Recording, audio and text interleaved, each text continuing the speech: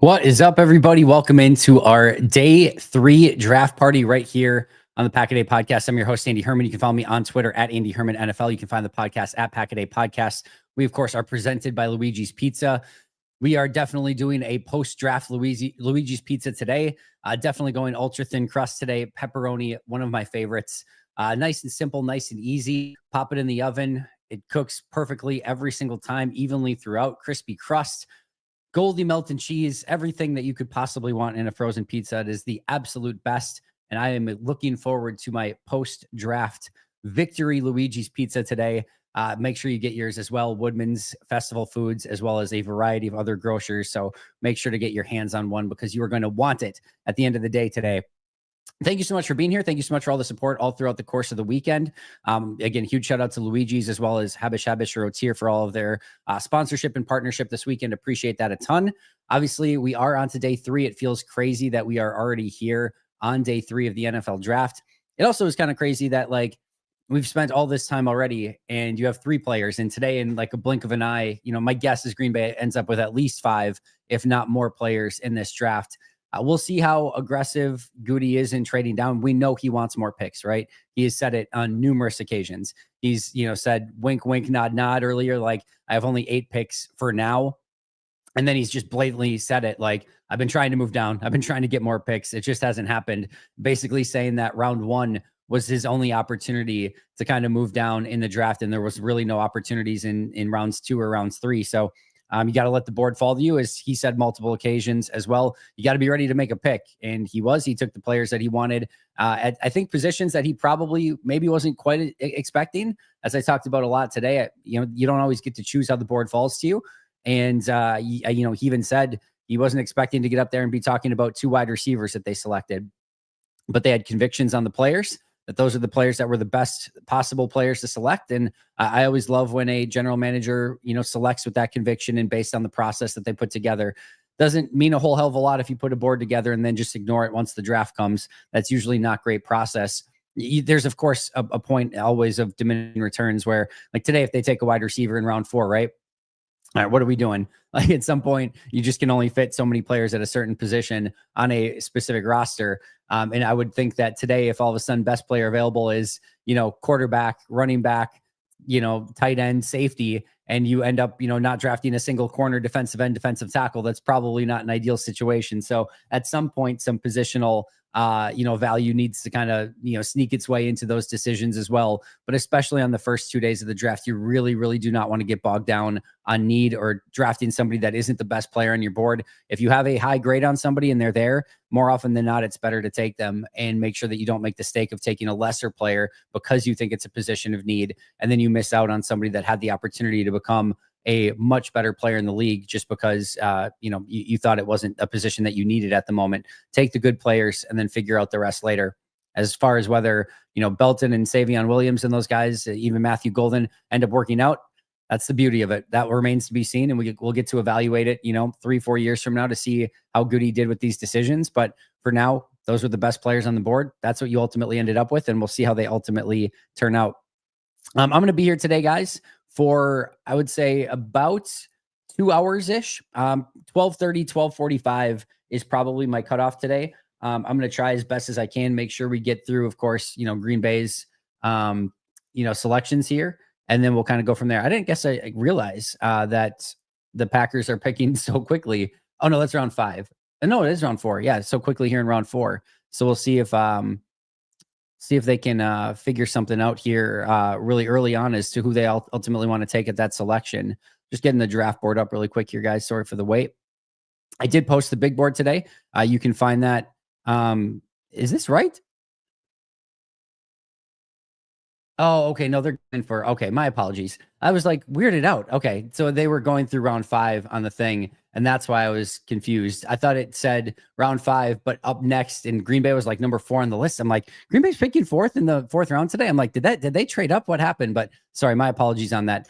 They don't pick for a while yet. Pick 124, which is 22 picks away today, which is again, their normal draft slot. So we will get to them as this 4th round goes along. But like I said, I'm going to try to make sure that I make it through to that selection today. and then we will get to see where we go from there. But like I said, probably going to be here for about a couple hours. If you want to make sure that you get your questions in today, get those super chats in. I'll be prioritizing those, and then try to get to as many member questions as we can as well.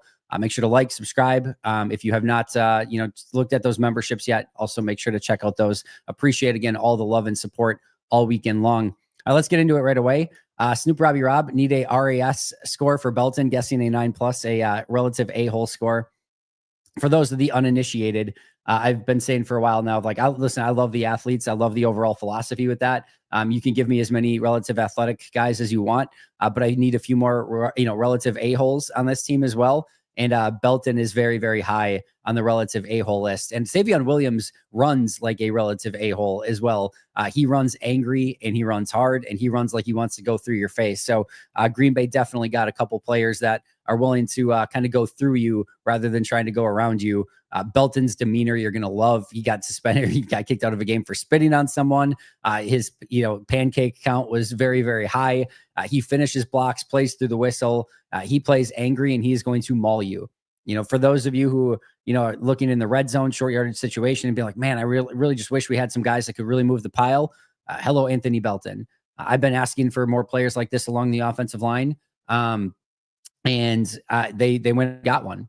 Again, value there at round 2, that can be debated. I've seen somebody, or a lot of people maybe say, well, this is more of a guy that had like a round 3, early round 4 grade. Why didn't they just wait until round 3 to take him? Look at the offensive linemen that went, even a handful more right after Green Bay selected in the second round. He would have been gone by the time Green Bay selected in round 3. Maybe they could have moved back, but Goody we heard from Goody, there was no opportunities to move back. So at some point, you have to take the top guy on your board. I bet there was a real thought in Goody's mind, and especially if they had a lot of similar players ranked in the same spot, that if they could have got back 3, 4, 5, 6, 8 spots, that maybe they would have done so and tried to take Anthony Belton at that same position. But they did not have the opportunity to trade back. Again, Goody said only round 1 was their opportunity. But I do like the demeanor that he plays with. I'm really, really excited to go and break down the tape a little bit more on Anthony Belton. Probably so far, the guy I'm most looking forward to watching in this draft class. I already know Golden extremely well. Watched a lot of Golden in the pre-draft process. I definitely watched Belton, but I'm more interested to see some of the nuances of his game as you kind of really dig into the tape a little bit more. With offensive linemen, there's so much to kind of go over and kind of evaluate with them. So looking really forward to digging into him. And again, the first thing that stood out was his play style, demeanor. He plays pissed off. He plays like somebody just pissed in his Cheerios. And you're going to, I think, love that attitude and aspect of him. And then Savion Williams, just I think wild card is the ultimate, sort of definition of him, where you can get anything on any play. You can get some plays where, again, it's going to bounce off of his hands. You get some plays where he just looks a little bit lost tracking the ball as a receiver. And then you get plays where he just skies up to go and pluck a ball out of the air. You have plays where he makes this unbelievable contorting catch in the end zone, goes up over 2 defenders and wrestles it away from them and comes up with a touchdown pass, lines up at a wildcat quarterback or in the backfield and takes a play 70 yards for a touchdown. Unbelievable run after the catch ability. Like, he's just, you're not exactly sure, maybe what you're going to get always on every single play, but my goodness, chock full of talent. Every single, kind of trait that you would want in the world from a height, weight, speed, athleticism standpoint. And then, like I said, runs very angry as well. And just some really highlight level plays on tape, and a creative play caller in Matt LaFleur, who's going to, I think, really know how to utilize those skills, and not somebody that you're bringing in as a, like, oh, we've got to get this guy to the point where he can really, he needs to make this unbelievable impact from day one. So just kind of think of that as well. Am I glitchy, or does it look okay? Kind of looks a little bit glitchy on my end. Is it looking okay? Let me know, guys, if it looks all right. Jonathan Newton, thank you so much for becoming a new member. Appreciate that. I'm going to just pop out really quick and see if this fixes it. I'll be right back, guys.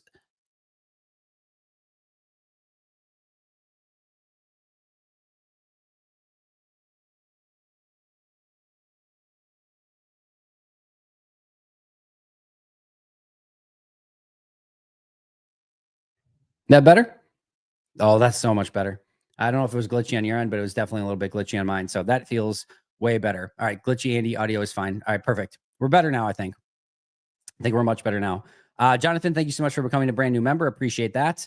Beast Bumblebee, who makes 53 between Heath, Melton, and Hardman? That's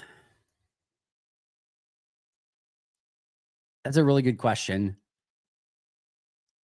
I'm going to say, okay, so you don't really need a slot guy is the thing. Um, I think it's going to be a really fun battle. And obviously what Beast Bumblebee is referring to here is you have, you certainly have, you know, four guys at the top, and Savion Williams, Romeo Dobbs, Dontavian Wicks, and Jaden Reed, and then Matthew Golden. Sorry, five guys at the top. So five guys at the top that are basically making your roster no matter what, unless Dobbs gets traded, which I don't think is going to happen. I can't say for certainty, but I don't think is going to happen. So you've got five guys that are pretty much locks to make the team. And then you've got Heath, Melton, and Hardman kind of battling for one spot. I think Bo Melton is as much. I think I might like Melton the most of those three, but I think he's probably in the most precarious position. Not really a returner, not really, he's kind of more of like your backup slot kind of guy to Jaden Reed. And now they've got a bunch of guys that can do that, right? Dontavian Wicks is already that. McCole Hardman can be that. Plus Hardman can be a returner. Melton's going to have to really go and earn his spot. Like I said, he's probably my favorite of that group, but I think he might be the most ominous of the ones that have the opportunities to make the team. Malik Heath, he's going to have to earn it on special teams and as a blocker on the outside. Like he's going to have to really go and show that he can be a physical, intimidating blocker at outside and just bring something different to the table than everyone else. With Christian Watson being out, he is one of their best blocking wide receivers on the outside. So he could potentially earn himself a little bit of an opportunity there, but that's where he's going to have to make his money and show some progress as an actual wide receiver. And then Hardman is going to have to make it probably a little bit more as a returner. Now, Matthew Golden, Savion Williams could theoretically be in that return conversation as well, which could undercut the ability to need Hardman. Also, while Hardman can play outside, primarily a little bit more of a slot guy. And again, you've got Wicks, Reed, Savion Williams, Golden can play there. I mean, everyone can basically play in the slot. So I think all three of these have reasons why they could and could not make it. Melton, again, I just think is the best of the three. Heath's a better blocker on the outside. Hardman's a better special teamer. But what they can bring to the team and how they actually go out in camp and perform is going to have a huge indicator in this. And my guess is guys like Julian Hicks that are on the roster already and potentially an undrafted free agent, could be in that conversation as well. So it's going to be a very, very competitive camp. And by the way, once Watson comes back, assuming there's no injuries, whoever it is between these three could be on the outside looking in as soon as he's healthy and you need to release one of those guys potentially. One other thing I'll add here is the thing working against Hardman is because he's a veteran, his contract will guarantee if he's on the roster on week one. He does have a little bit more guaranteed money, but he also costs a little bit more as well. So that will definitely be working against Hardman as you kind of get to that week one as to whether or not he makes the roster, is that his contract would guarantee on week one if he does in fact make it. All right, let's kind of go back to the top here, see if we can get some other questions here. Andy, give me your best air raid formation with what we got now. Oh, that's a great question. Obviously, love at QB. I kind of like almost like a Savion Williams in the backfield. You could do some really fun stuff. Also go Jacobs in the backfield. And then, just give me Savion Williams and Jaden Reed in the slot with Matthew Golden. And for now, I guess Romeo Dobbs on the outside, but eventually Christian Watson on the outside. That would probably be my guess. Andy, thank you so much for the great coverage of the 2025 draft. I admit that I've bounced around and peeked at other Packer media podcasts. How dare you, Sandy? But don't last long and back to Pack a Day for the most in-depth and honest info. Sandy, I appreciate that a ton. Thank you so much. And there's a lot of great stuff out there. Support as much of it as you can. Obviously, a lot of great, podcasts that we were part of. Andrew Merteg and Kyle Fellows with the Draft Fellows podcast. Pack's What She Said. Perry and Maggie do such an incredible job with that. There's just so many, obviously anything that Acme Packing Company's putting out, Cheesehead TV, there's such just an unbelievable wealth of possible stuff out there. So that you chose me, I cannot thank you enough for that, but make sure to support all of those guys as much as you can. It's a really awesome pack sphere that I always love supporting as well. Tom Grassi, of course. Who's left for a pass rusher that we might grab? Yeah, there's a couple guys, and I do think, in round 4 here, there is some opportunity for Green Bay still to get a potential pass rusher. At edge, Braden Swenson's a guy that I talked about a lot. If they would have taken him in round 2, I would have had no problem with it whatsoever. So if they could get him in round 4, I'd love that. Jack Sawyer, Elijah Roberts is a guy that they had in for a top 30. He could be every single player that they've picked so far. By the way, we didn't know Savion Williams was a top 30, but he confirmed that he was. So every player that they've selected so far has been a top 30 visit. Elijah Roberts could be that next guy in round 4 as a pass rusher. Maybe Kyle Kennard. And then Fadil Diggs, Tyrion Ingram Dawkins, Tyler Barron, and Barron Sorrell. Keep an eye out for Barron Sorrell. That could be a name early on here that makes some sense. Along the defensive line, keep an eye on Josh Farmer. I'm not sure how long he's going to last here. And I think for Farmer that he is going to take time to develop. I don't think he's a guy that's going to come in and necessarily make an impact right away, but a very freaky athletic guy that Green Bay likes and projects a little bit more as a pass rushing defensive tackle than a run stopping defensive tackle. So those are some names to kind of keep an eye on here in day 3. Magnificent, the Magnificent. Thank you, Engine. I appreciate that. Let's see. Brett, thank you so much. Here's hoping the Packers will finally draft a Mercedes Lewis replacement today. Jackson Hawes. I like Jackson Hawes. Definitely makes some sense. Definitely on my big board today for Green Bay. And he has so much content I can't keep up. By the way, the reason I was like 2 minutes late is because Ross Uglum and Jacob Morley just got me their breakdown today. And Matt Freilich, Eli Berkovitz, and Rob Rieger got me their breakdown as well. So both of those are up on the audio channel right now. For members, the Ross and Jacob episode is up. And I think at, I don't know, either noon or 2 today. I forget which one I did. I think maybe 2. It'll go up for everyone on the YouTube channel as well. Called me weird, but I'm not going to be upset about adding some top tier weapons. I had never heard of the 3rd rounder, but damn if he doesn't look like Patterson. Yeah, Patterson, Laviska Shenault, some players in that realm. Justice and I, it's just funny, like one of the homework assignments we gave each other. I forget who the other player that we watched on. Oh, it was Elik Eominar. Elik Eominar and Savion Williams, we did as an episode on just one of our normal Tuesday podcasts that we looked at together because we were looking for potential speedy wide receivers on the outside. And we broke down Savion Williams. He's one of the actual first people that I watched in this entire draft cycle because of that. And I actually liked him way more than Eominar. I know Andrew Merteg, amongst others, are going to get mad at me for saying that, but I would have much rather had Savion Williams than Elik, to be honest. But just a very unique, and this term gets thrown around way too much, but Swiss Army knife that you can legitimately line up in so many different places. Just some ideas, by the way. First of all, straight up running back. You legitimately can put him at straight up running back. I have no issue with that.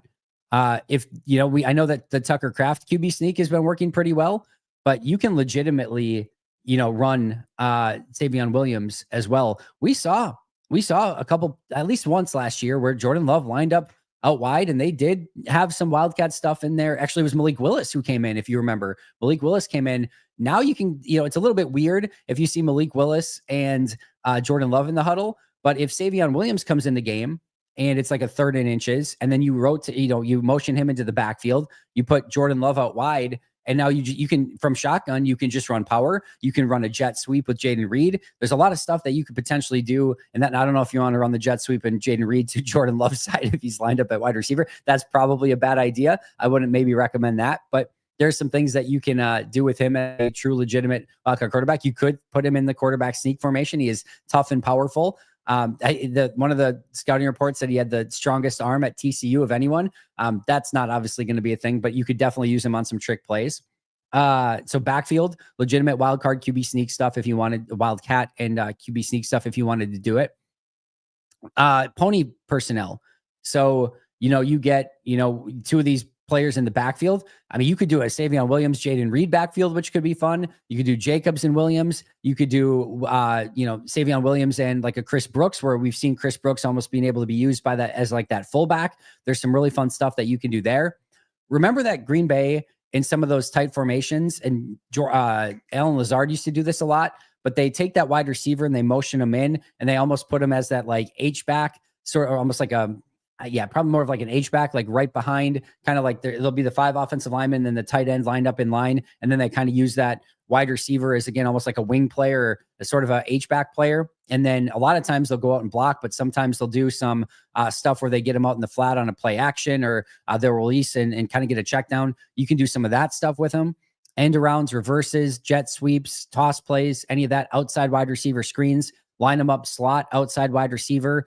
I think kick returner, punt returner, I'd have some concerns on the hands. I don't think he's going to be in the punt return conversation, but absolutely should be in the conversation at kick returner. And just a guy that you want to get the ball in his hands, and usually good things are going to happen. How you get the ball in his hands, that's going to be a little bit more of kind of the gadgety portion of his game. I don't think he's a great route runner or releaser off the line of scrimmage yet. I don't think that he is somebody that, again, tracks the ball incredibly well down the field. When you're talking about just like, I always talk about guys like, Devontae Adams, who just were born to play wide receiver, right? You can just tell. Dontavian Wicks was a guy that you can just tell the natural fluidity he has at wide receiver. You wish the hands were better, but got a guy that just naturally moves like a wide receiver. Savion Williams does not have that. He is not the guy that you look at and just be like, oh my God, yep, natural, smooth, silky wide receiver. That's not him, but he is a, brute force sort of wide receiver that if you get the ball in his hands, he can make things happen. And again, this is the idea of having different tools in your tool belt. Again, the idea of building a basketball lineup at wide receiver, all different shapes and sizes, because you sometimes need a brute tool, a brute force sort of guy. Sometimes you need a, deep guy. Sometimes you need a speed guy. Sometimes you need a, route running guy. You want all of possession guy. You want all those types, and Green Bay has all of those types now. And I think you really love that aspect of it. Jeffrey loves Jackson Hawes. He's a really fun player, a really good tight end that's got great experience blocking in some really unique offenses. All right, let's see here. Don't you know that the Bears have the offseason dynasty? Of course it's the Bears. Did they win the offseason again? They're probably up there in that conversation. How great was it seeing two Packer greats put in that pick? And then, of course, my favorite 2010 players, Jordy Nelson. Yeah, they've done a really good job with that. Have you swayed your opinion on Jair's future with Green Bay after they didn't address cornerback yet? Have to think two cornerbacks today. My opinion has not swayed one iota with Jair Alexander. I still believe wholeheartedly that he will not be a Green Bay Packer in 2024. Or he will be in 2024. He will not be in 2025. He was barely a Packer in 2024.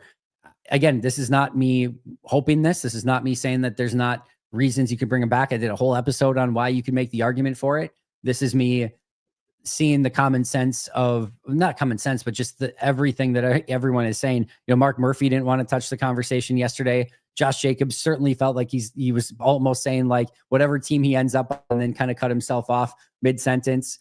Brian, all you need to know, the Goody's been pretty clear on this all along, if you want to even remotely read between the lines.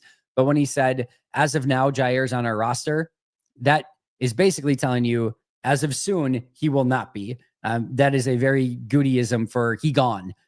Jair wants to be gone. His agents, per Rob Domofsky, are surprised that this has not happened already. I don't know if it's trade. I don't know if it's release. I don't think there's anything that's necessarily reconcilable here.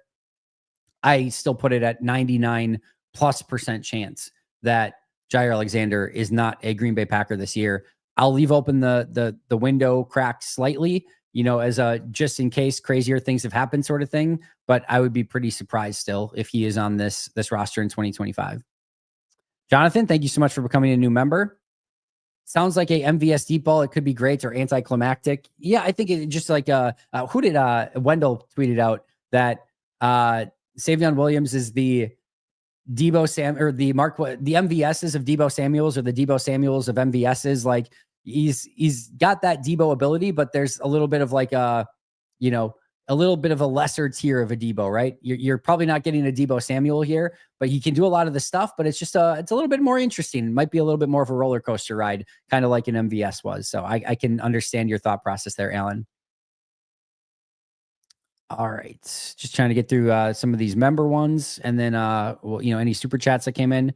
I'm all ready for Cam Scadaboo at this point. My guess is he probably goes off the board here in round 4, and my guess is it's probably somebody other than Green Bay. I think as much as people would like Scadaboo, I think, again, you're starting to get to a point where you're through the 4 rounds and you didn't take any defensive players. I think they probably need to take somebody on defense here. But hey, if it was Scadaboo, he'd be a really fun and interesting piece here in round 4.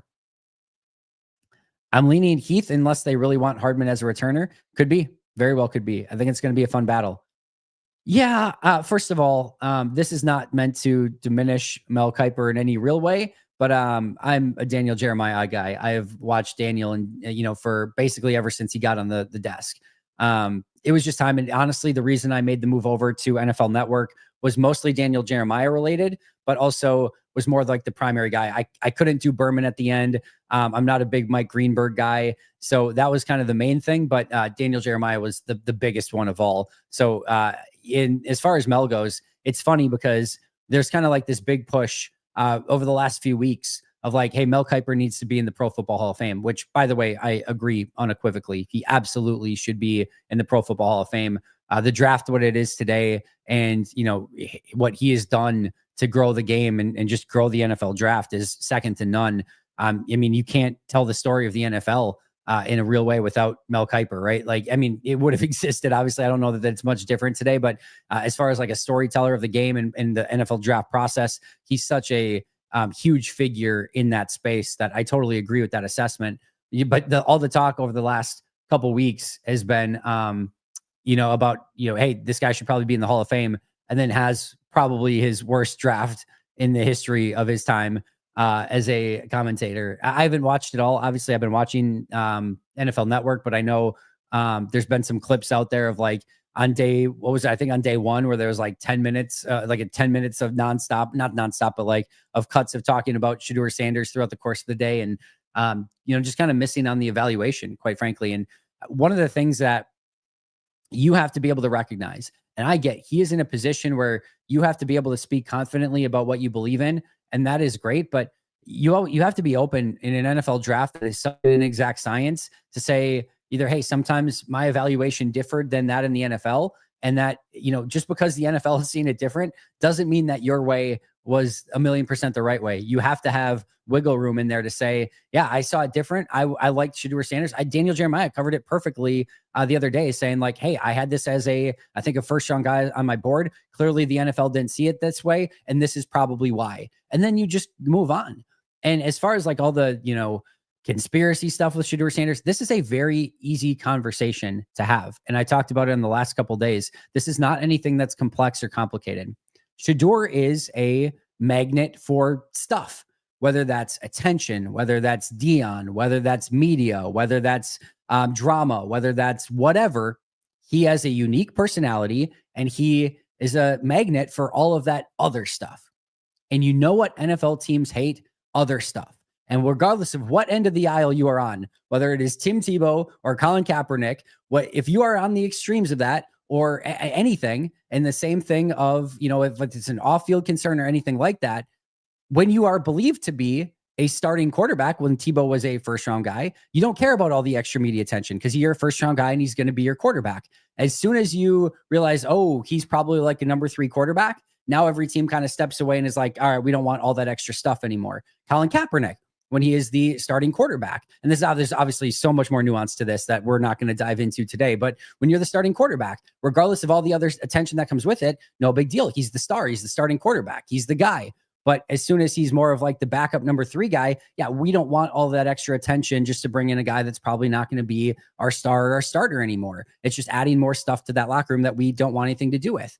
Michael Sam was part of that reason as well, where some teams didn't want the extra attention that it was going to bring with it when he was drafted. I'm not advocating for or saying it's right or wrong on any of these, just saying this is how the NFL teams view it. With Shedeur Sanders, he is going to be a magnet for attention, even more so now that he is a day 3 guy and there's even more eyes on him. So, if Green Bay were to take him, right, and now he's not even the starting quarterback, he's not even the backup quarterback, he's a number 3 quarterback coming in and competing with Sean Clifford, that has its own, sort of set of eyes. And is he going to be happy? Is he going to be a malcontent because he's got to be a number 3 quarterback in camp? Does he start as the number 4 as he's learning the playbook? Like, then all of a sudden is now Dion tweeting out that the Packers don't know what they're doing with his son.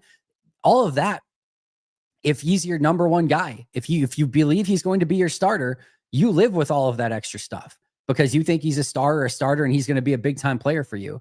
As soon as it becomes this idea of like, oh, he's a backup or he's not going to be, one of our guys that's really a core member or key piece of this team, why are you adding on all of that extra stuff that comes with it when you can find another backup at the position that you can probably bring in, be your backup, and it doesn't come with all that stuff? So again, I am not advocating for whether it's again Kaepernick, Michael Sam, whether it is Tim Tebow, any of these other players that have been these polarizing figures or these media draws or whatever you want to call it.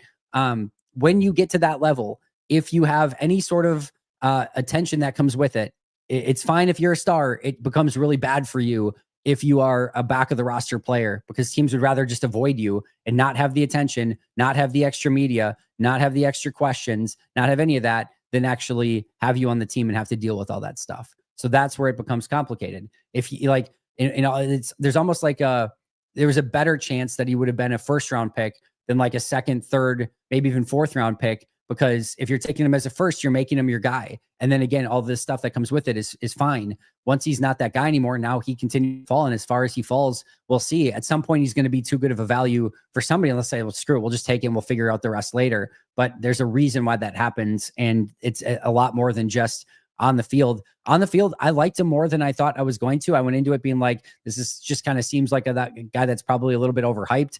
Plays passes a very accurate football, stands in the pocket, probably too long at times, but his offensive line was terrible at Colorado.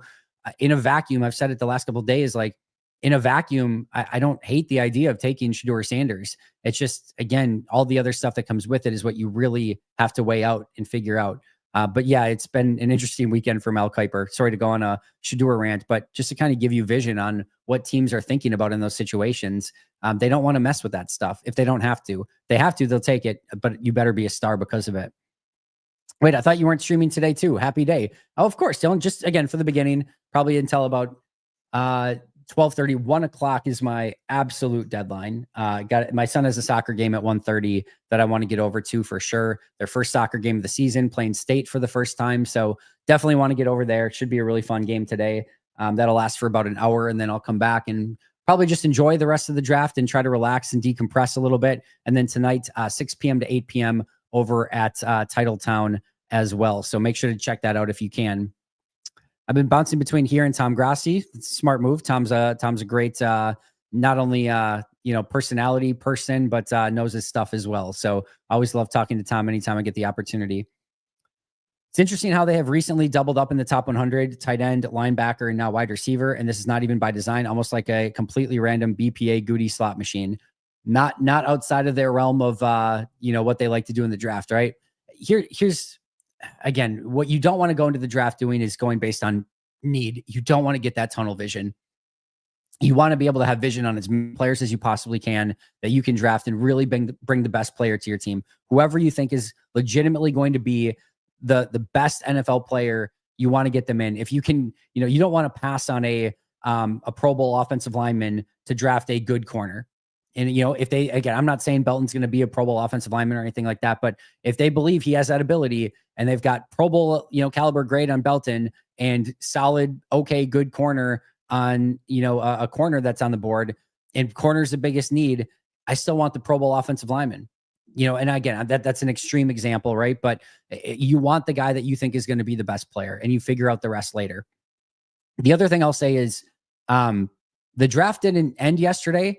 The offseason doesn't end today. There's a lot of stuff that can still happen through the remainder of this offseason. There will be training camp trades, towards the end. The trade deadline obviously happens in season where you get some moves. There will be another wave of free agency after the draft is over for positions that you did not attack.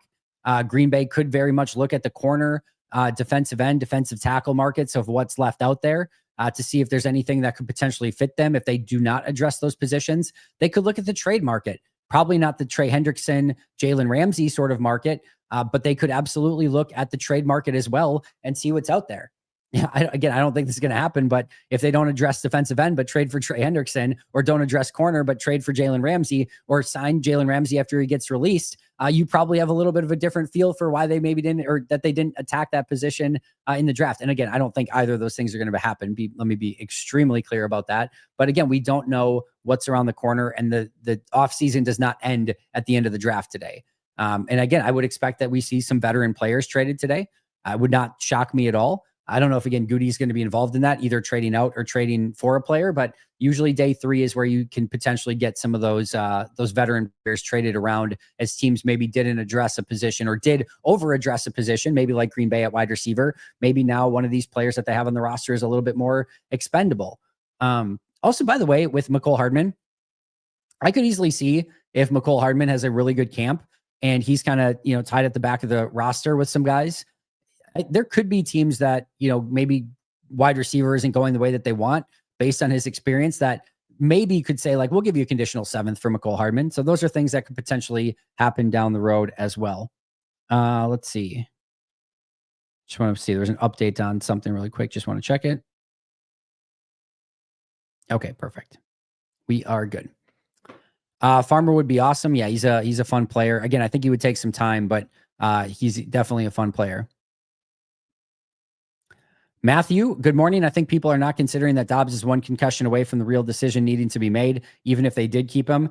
We don't know. And again, I would just be cautious with saying anything one way or the other with it, right? We don't know. We don't have the medicals of Romeo. Obviously the hope is that he just doesn't get any more concussions. That would be ideal. We know that he had one pretty bad one. There's a lot of guys that have had, pretty bad concussion. Again, I'm not saying to not make light of it or not take it seriously, but that stuff happens. And, the second one, we don't know the severity of, because the season was basically over. Right. So we don't know the severity of the second one. It may have been a super minor one and he was back in a couple days. So we don't know exactly what the status of Romeo is, if there is any long-term concern, or if, hey, he's had 2 concussions now. You know how many of the league has had at least 2 concussions? Probably pretty much everybody. So again, it's tough to say at this point if there's any long-term concern, if there's any 2025 concern. But, the only thing I would say, Matthew, is pretty much everyone's a big, helmet to helmet hit away from having a serious problem, right? Maybe Romeo a little bit more so at this point, but we can't say that with any level of, absolute, certainty, just knowing what the medical is. But I do think they're well aware of the concussions. And let me just kind of go down this path for a second. If anyone, Chimere Dike goes to the Titans, the first pick of the 4th round. So we're officially rolling here in round 4. But with Romeo Dobbs, of all the players yesterday, well, Romeo Dobbs and Rasheed Walker are probably the, maybe long-term, sort of, as far as future Green Bay Packers concerned, probably the big quote unquote losers of the weekend so far. Really tough to see a world in which Rasheed Walker is back. Sean Ryan probably in that category as well, but I think that's maybe a little bit more likely that he could be back. And then, I think the other one, of course, is Romeo Dobbs. It's really hard to thread any sort of line right now where Romeo Dobbs is back in 2026. It's not impossible, but if you told me that Romeo got traded today, I wouldn't be stunned by it. And I think he makes the team. If you told me that Romeo got traded in training camp, I wouldn't be stunned by it. If all of a sudden, like, they get to camp and Golden and Savion Williams both look awesome, and, you still got Wicks and Reed, and they still feel good about Melton and Hardman and, all of their wide receivers that are there, and they feel like they're going to get Christian Watson back at week 13. That would not stun me. Even if he does play the entirety of the season, I think it's much more likely than not that he leaves in free agency in 2026. So if you're looking at futures, I think Rasheed Walker, probably Sean Ryan, and certainly Romeo Dobbs had tough weeks if they wanted to be long-term Green Bay Packers. Carter, thank you for all your great content. Andy, do you have any plans to include all 22 tape video in your player deep dives? I wish I could, Carter, but I've talked about this in the past. Just a little bit too much, especially with college film. College film is the one that usually really gets taken down. There's just too much risk of a copyright violation, and this channel and what I've built it to be and what it is just a little bit too important to mess with any copyright violations or things getting taken down or the channel getting shut down or anything like that. So could I probably get away with it? Probably. Let me just tell you this. It would be the easiest content that I did. It would be A+, like what people want to watch, right? Of, being able to watch all 22 of college and say, here's this and here's this. And I know other channels do it. I get it. But it's just a little bit too much of a potential risk for me to, put up stuff that could get copyright striked, and just don't want to deal with that entire situation. So that's why it's not up there. That's why Ross doesn't have it up there. Would love for it to be up there. Like I said, be the easiest content I could put out. Just like, hey, I like just being able to hop on live at any point and like, hey, let's go watch Savion Williams. Let's do it. Let's do it together. We'll watch it together. Like it'd be so easy and so fun. And it would I would love to do it. Just a tough thing. I wish that aspect of it was more readily accessible to do, but unfortunately, no. Dylan, thank you so much. A lot of people getting gifts this weekend. Carlo Delgado, Most State of Minnesota, and Dylan Bremer.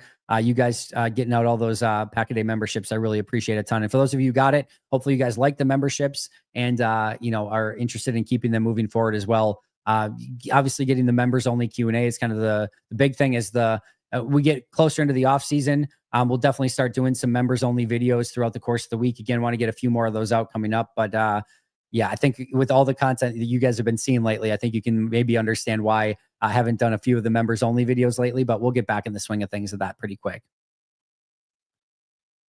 I do agree with you though. I want Melton to make it, but it's going to be tough for him to make it. Yeah. Biswal Tutin goes to Jacksonville, pick 104 running back. With lunchtime fast approaching, I'm looking for a good slice. Any recommendations? You know what, Drew? Just so happen to have one.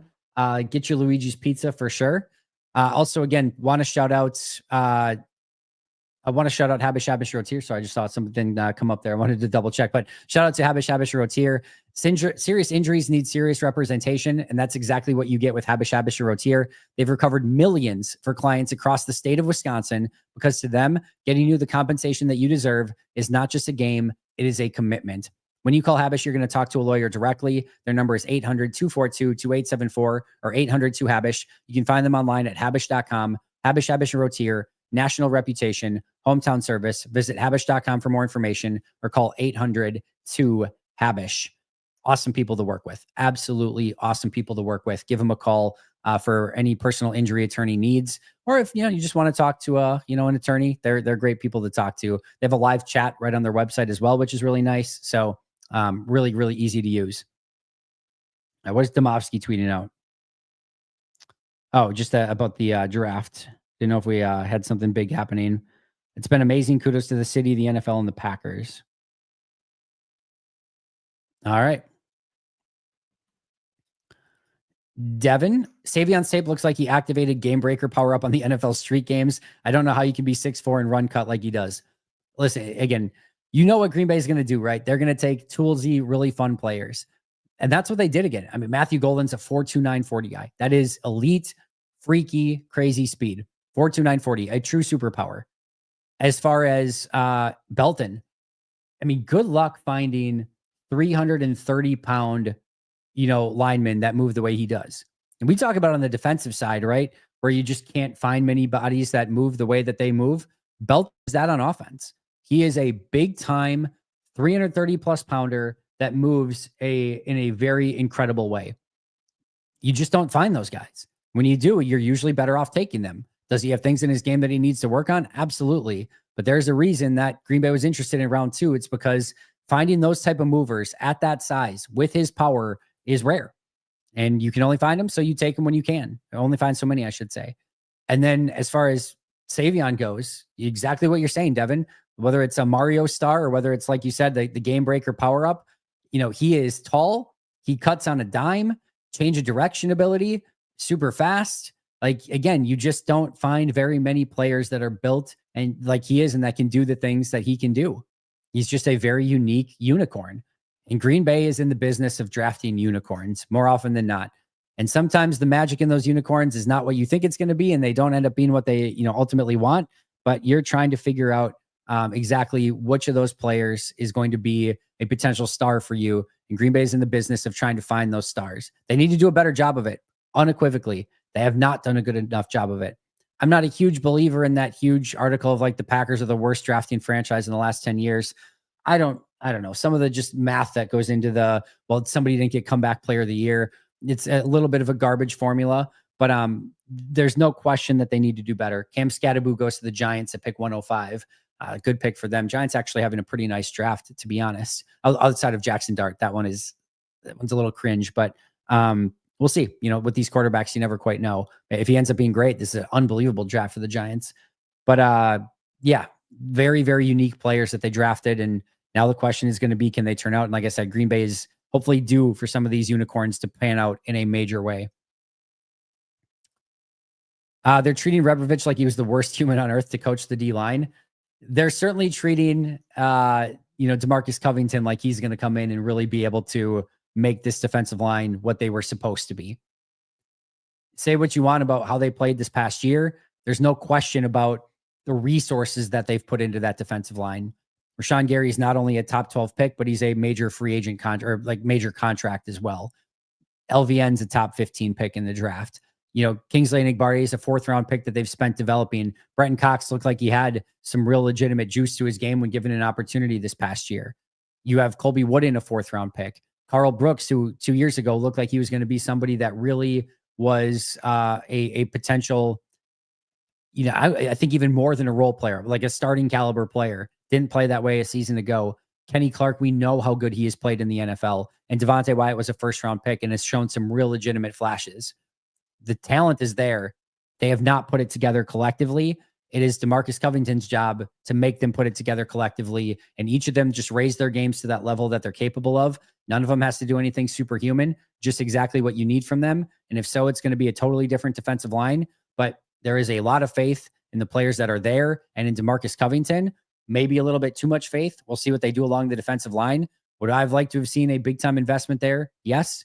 Green Bay clearly felt differently. We'll see if their gambit pays off and if those guys can step up and have a huge year in 2025. At this point, Gudish just holding out for a 6-pack of Spotted Cow or Moon Man in a jaw trade. Yeah, I think they would take almost anything at this point, to be honest. I think the term for Jacobs, Kraft, and Reed last year was the psychos. Feel like Williams is going to slot right in as the 4th member of that group. Yeah, I think it was Zach Cruz who came up with that, and I'm with you. He is going to run like a psycho. And again, I talked about it on the gut reactions as well as the larger podcast today. You want these type of players in this modern NFL, run after the catch guys. Everything is check down, short, intermediate, right? And you've got to have guys that can get the ball in their hands, run like madmen, run through faces, and make it so that your quarterback doesn't have to do all the heavy lifting. You don't want to have to be completing tightly contested throws, 10, 15, 20, 25 yards down the field with any sort of real consistency. It's not the world you want to live in the NFL right now. The NFL world that you kind of have to live in is you really want to run the football, and then you really want to have guys that you can distribute to. Get your 3-5 step drop. Don't let those pass rushers against you get going. Get rid of the ball. Get the ball in the hands of your playmakers, and have guys like Savion Williams, Jaden Reed, Tucker Kraft, Josh Jacobs that can run through faces and take 3-yard completions and turn them into 10+ yard gains. It's the name of the game right now in the NFL. It may not be, again, the most aesthetically pleasing. We love all of the, big plays down the field. We're seeing less of those, but if you can get these guys that can run after the catch, break tackles, and really make big plays, that has a ton of value. And I can see Savion Williams having a lot of value if they can, find a way to utilize him in the right way.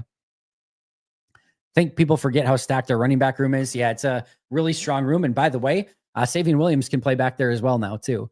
Again, Goody said he's a wide receiver with the ability to, do some other stuff, but that all sounds great until you get him in camp and realize he can do a bunch of stuff that maybe you are really excited about.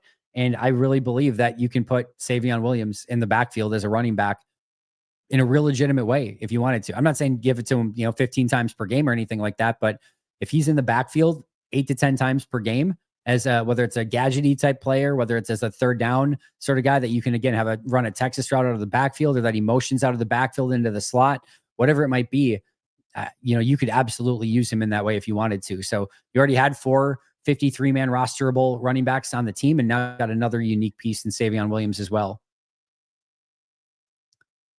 Bran is asking the real questions. What did Bran ask? Do you think they will take a blocking tight end? I think it is well within the realm of possibility today. This might be one of those where when Goody says that he wants a few more picks, I'm sure he would probably like to take some sort of developmental quarterback today. I'm sure he'd like to take probably a off-ball linebacker or two today. I'm sure he'd like to be able to take a blocking tight end today, but those might be a little bit more of a luxury if he does only have 5 picks and probably needs a couple corners, a couple defensive linemen, probably wants to take one more offensive lineman. So he might be just a little bit limited on some of those other positions if he only ends up with those 5 picks, including 2 of them being 7th rounders today. All right. Alan, I love a lot. Have Joel Klatt also is on record that saying Sanders is the top quarterback. Yeah, again, I don't have an issue with having your evaluation on a player. Having Mel Kiper say that Shedeur Sanders is the top quarterback in this draft, or if that's Joel Klatt as well, we're not going to know that until years down the road. Shedeur Sanders could still go on to have a great career. A lot of these quarterbacks that fall or that go in later rounds end up being better. I don't think anyone, had Brock Purdy super high or Tom Brady super high, and they ended up, pretty darn well. And there's millions of, or not millions, but there's a lot of others we could talk about in that conversation as well. I have no problem if that's your evaluation. If your evaluation was Shedeur Sanders was the best quarterback in the draft, cool. There's a lot to like about his tape. What I dislike is, bombarding the rest of the, draft event, or, just digging in so deep of like, well, all the other NFL teams don't know what they're doing. If 32 teams are in agreement that this guy is not a day 1 or 2 pick, he's probably just not a day 1 or 2 pick. I would be willing to bet a huge chunk of money that the 32 GMs did not get on a call together and be like, hey, let's all not take Shedeur Sanders here, right? Like, there's no chance. Nobody is valued him that high. And we talked about earlier as of why. So again, I don't have if anyone believes that Shedeur Sanders is the top quarterback in this draft, let's see what he becomes. I have no problem with Mel having that opinion. I have no problem with Klatt having that opinion, or anyone else. If you believe that Shuck was the best quarterback, if you believe Cam Ward, if you believe any of these guys, it's a really difficult position to evaluate at an NFL level because there's so much that goes into it, just an insane amount that goes into it. No issue with that. But just know that, like, there's not some conspiracy. You don't have to dig in super deep on it. You don't have to keep hitting us over the head with it. Be like, yep. And Jeremiah, I think, again, did a great job of this, being like, yeah, he was like he was like number 28 on my board, had a first round grade on him. But, at some point the league feels a little bit differently. Here's probably why. And you move on. It's not that huge of a thing. And I get, the drama of Shedeur Sanders is, sells, eyes on the television or whatever. But the reason that I think Kiper's had a bad day is not necessarily for the evaluation. It's digging in and be like, I'm right and you're wrong. Nobody knows. And you have to have a little bit of room for error in your evaluations. They're openly begging teams to draft Shedeur on ESPN. It's definitely worse than NFL Network, but it's more entertaining. See, there you go. Loud and sometimes obnoxious, and sometimes, just the drama sells. That's what people want to have eyes on. So I'm sure there's probably some entertainment level to that as well. It's more reality TV show, right? If you want that reality aspect of what's going to happen with Shedeur Sanders, who's going to give him his final rose? Will he go undrafted? Will he be sent home? If that's what you want, then you want, Mel Kiper probably yelling about it for 4 rounds today or however long it takes. Yeah, to each their own. Do what you want. That's fine. I can't really hear it anyway, but I think NFL Network's done a great job of covering. I don't care. I have no stake in the game. Watch ESPN. That's totally cool. I don't have any preference in what anyone else watches. I just like NFL Network a little bit more. Mel Kiper's washed. Sad to see legends fade. Again, have no issue with his evaluations. Just again, have a little humility and be like, hey, NFL saw it different. No big deal. To be fair, this is a tough draft to gauge. Networks need to chill on the Sanders talk. It's annoying. But again, we just, kind of what Forget was saying it earlier, but like, it's more entertaining. People like that. Some people like that entertainment level, and that's it. Sorry, sometimes I can get preachy. I don't even know what I was preaching about. Probably the Sanders thing. I feel like that's the story of Team Tebow as well. Yeah, we kind of went over that. Does Jack Sawyer meet the thresholds for the Packers look for? I'm intrigued. I think he's not quite, guy. Oh, there's my guy, Dante Thornton Jr. Oh, of course he goes to the Raiders. The most Raiders-y wide receiver in the history of Raiders-y wide receivers. Just a 9-route guy. Love him. You just can't teach what he brings to the team. I don't, it's a very thin line as to how Thornton's going to be able to help you. And if he can just do that in the NFL, he's going to have to add more nuance to his game. But my goodness, when somebody pointed him out to me in like a live chat and like, have you watched Dante Thornton? I'm like, no, let me just pull him up really quick. Let me throw on the all 22 and I'll just watch, 15, 20 plays of him. And I didn't know anything about him. Didn't know the grade evaluation or everything. And I'm like, yep, looks immediately. I'm like, looks like a 3rd round guy. Like looks like a late 3rd round guy right around there. And then people in the chat were like, oh, he's like supposed to be like a 6th rounder. I'm like, there's no way. Like, there's no way he's going that late. You have that height, weight, speed. that speed profile, you're going to go third. Again, he goes fourth round. I would have said late third. I was, a handful of picks off here, but just immediately, like, NFL is going to love that guy. They're going to absolutely love him. They're going to give him every chance to succeed. I don't care about the productivity. I don't care about some of the other stuff. They're going to give him a chance. And here he goes very, very early in round 4. But as far as Sawyer goes, let's bring up our handy dandy Green Bay draft guide to see how they evaluated him here is from a Packers threshold standpoint.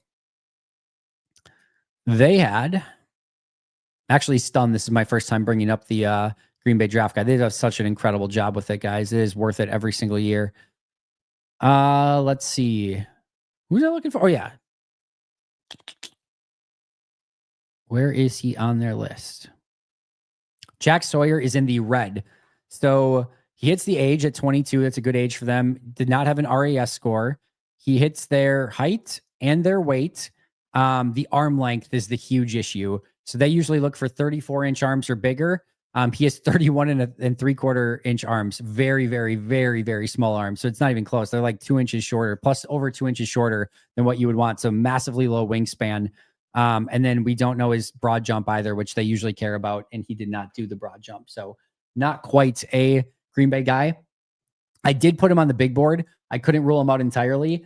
It wouldn't stun me if they went with him, but I don't know that that's also going to be what they do. It wouldn't be my guess, but they sometimes, again, day 3, you're willing to take a little bit more of a gamble on maybe one or two of those things that normally you wouldn't. And maybe the short arms are one they'd be willing to take a gamble on here with Jack Sawyer. Oh, wouldn't that be something? I forgot Grassi's doing the 6th round pick today. So yeah, that would be pretty crazy if he had announced the Shedeur Sanders. What would the odds be? Your son wouldn't score a single goal on me. I wouldn't be so sure, Jay Western. I wouldn't be so sure. Yes, make sure to hit that like button. Thank you so much, Callie NC. Bills just traded up, I believe. We'll see what they traded up to get here. Pick 109.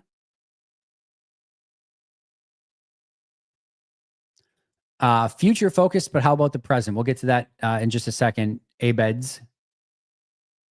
The Buffalo Bills select.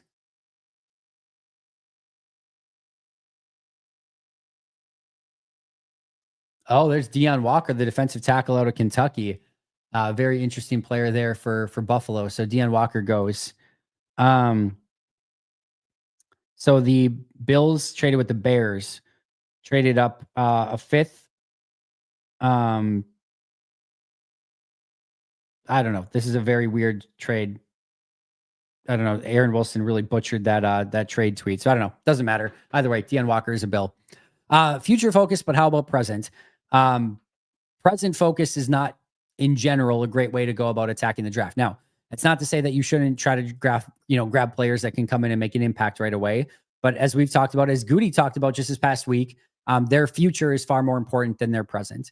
What they're going to be in 2, 3, 4 years, and if you can get them on a second contract, they're going to play a lot more years in the NFL than just in 2025. So what they can ultimately be and become, their future is far more important than just 2025. So from a player standpoint, yes, you'd love somebody that can come in and contribute right away. But even if you can't get that and they can be a really great player, LVN is an example of this. If LVN starts tearing it up this year, I could give 2 bleeps that he did not, do a whole ton the last 2 years. No problem with that whatsoever. Now, the key is that he starts tearing it up this year. That's what we need to see from LVN. But I will have zero care in the world that he took a couple of years to get to that point. If he now starts his real upward trajectory in this year and continues to get better and becomes a big-time player in the league, awesome. No problem waiting until year 3. The other thing is that needs are extremely short-sighted. And again, I can't tell you enough of, like, you really do not want to get in a situation to pass on better players because you have positions of need. It just ends up really potentially hurting you. And it ends up, so I told you guys about this. This is a true story. I told you, some of you know this, some of you do not.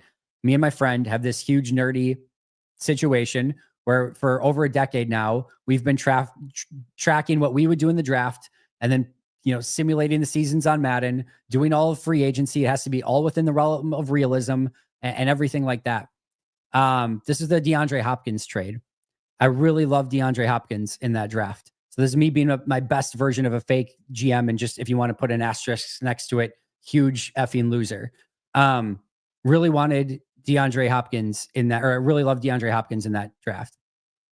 And then there were opportunities to trade down, and I didn't have at that time a huge need at wide receiver, and I had a huge need at safety. I did not have safeties, and so I didn't take Hopkins, and I traded down, and I was able to get a couple safeties later, guys like DJ Swearinger and a couple other guys that I forget who it was now, but DJ Swearinger was for sure one of them, who had a like 7-8 year NFL career, but didn't do a whole heck of a lot. But that was, I needed safeties. So I trade down, I get some extra picks. I get a safety that I liked. It's a position of need. And because I didn't really need wide receiver, I passed on DeAndre Hopkins, despite the fact that he was a much better player than, something that was on the board. And then what ends up happening, it was a year or two later, I need a wide receiver because I didn't draft DeAndre Hopkins. And now like the best player on the board when I'm selecting is Jalen Strong in the second round. I take Jalen Strong because I need wide receiver. And all of a sudden, instead of just having DeAndre Hopkins, one of the best players in the draft, if I just would have taken the best player that was available at the time and having the all-star, unbelievable wide receiver, I end up with DJ Swearinger and Jalen Strong using 2 second picks on those guys who end up basically doing nothing. So you can get, the point being here is you can get into this really bad cycle of consistently looking to draft players for need, where you're looking at stuff and you end up with less, superb players. And just because, maybe like look at Belton. Belton's an example of this. And I'm not saying Belton's going to be the DeAndre Hopkins version of an offensive lineman, right? But you can look at DeAndre Belton and say, Green Bay didn't need a offensive lineman in this draft. They've got 6 guys that can go in and play already, even if you don't have injuries, right? Let's say there's no injuries and Belton is doesn't even need to play this year. You don't have that need at offensive line, right? That's all good and wonderful.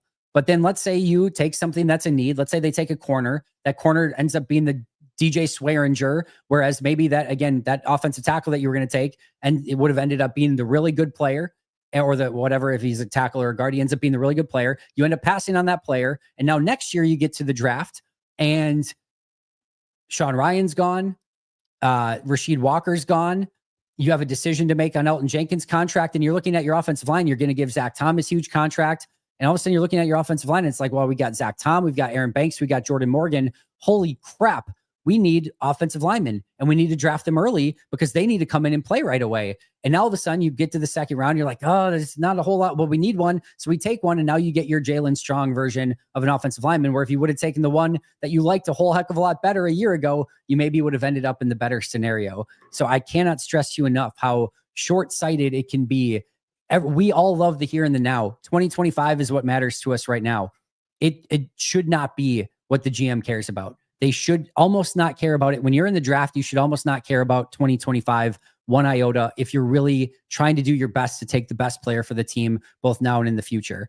And I've said it all weekend long. There at some point comes a law of diminishing returns. If they were to take a wide receiver in the 4th round today, it's probably not a good idea. There's just so many guys that you can keep on the roster, and there's just so many guys that you can get the ball to. At some point, even if Torrey Horton is the best player available, or Jalen Royals is the best player available, it's probably not the best idea to do, right? So you have to be cognizant of it, but drafting for need or drafting for 2025 is just about the worst thing that you can do, because you're going to limit yourself. You're going to give yourself tunnel vision, and you're going to miss the bigger picture and maybe the much better player because you're so honed in on one particular thing, and you just don't want to get in that scenario. So let everyone else learn from my dumbass idiot mistakes and my really lame and stupid offseason exercises, which does, by the way, give me an unbelievable view of salary cap stuff and stupid stuff like this that you really learn lessons from.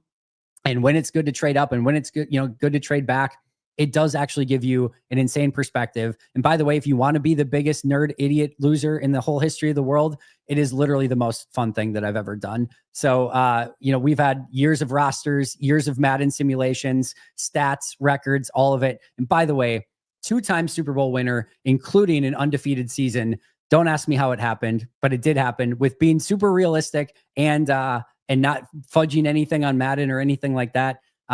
So yes, did win 2 Super Bowls, did have an undefeated season. So take that. And do you have any idea how hard it is to have an undefeated season on Madden simulations? By the way, it is not easy. I can promise you that. I digress. Sorry to nerd out. In Green Bay until tomorrow, look forward to meeting you tonight at Titletown. Green Bay, go Pack go. And man, I'm excited about this receiver core. Alex, I'm as well. And I'm looking forward to seeing you tonight as well. Make sure to come and introduce yourself after the fact. And when we have the little meet and greet at the end. Ty Robinson goes to Philly. These defensive tackles are flying off the board here in day 4. We heard that it's a deep defensive tackle class. It's getting very shallow very quickly. These defensive tackles going one after the other. Round 4 so far, just to recap things. Chimere DK, wide receiver out of Florida. Bashal Tootin, running back out of Virginia Tech. Cam Scadaboo, running back out of Arizona State. Sorry, Tootin was to Jacksonville, Scadaboo to New York. DK goes to the Titans. Craig Woodson, a safety from Cal, goes to the Patriots. Jack Kaiser, linebacker from Notre Dame, goes to Jacksonville. Deontay Thornton, wide receiver from Tennessee, goes to the Raiders. Kentucky defensive tackle Deion Walker goes to the Bills. Georgia wide receiver Arian Smith to the Jets. And now Ty Robinson, Nebraska defensive tackle, goes to the Philadelphia Eagles. The Saints are on the clock. 1, 2, 3, 4, 5, 6, 7, 8, 9, 10, 11, 12. 12 picks to go before we get to Green Bay at pick 124 overall. Do we see a Dobbs trade before the deadline? And shocked we haven't taken an edge or a corner. Yeah, I think we're all surprised that there hasn't been a defensive player yet. Again, don't think it's impossible for a Romeo Dobbs trade, but I would not expect it at this time. I'd be a little slightly surprised if they traded him. I think it's, again, not out of the realm of possibility entirely, but I'd be a little bit surprised. Okay, so at first I was wondering if we were going to get enough people in Green Bay today, if it was going to be a poor showing, but we got a good chunk of people there at the draft. That's a respectable crowd today. What are your thoughts on Jack Sawyer out of Ohio State? What edge do you think would fit best in Green Bay scheme? I love Braden Swinson, man. If they could find a way to get Braden Swinson here, again, a guy, if they would have taken in round 2, I would have had zero issue with whatsoever. That's how much I liked him.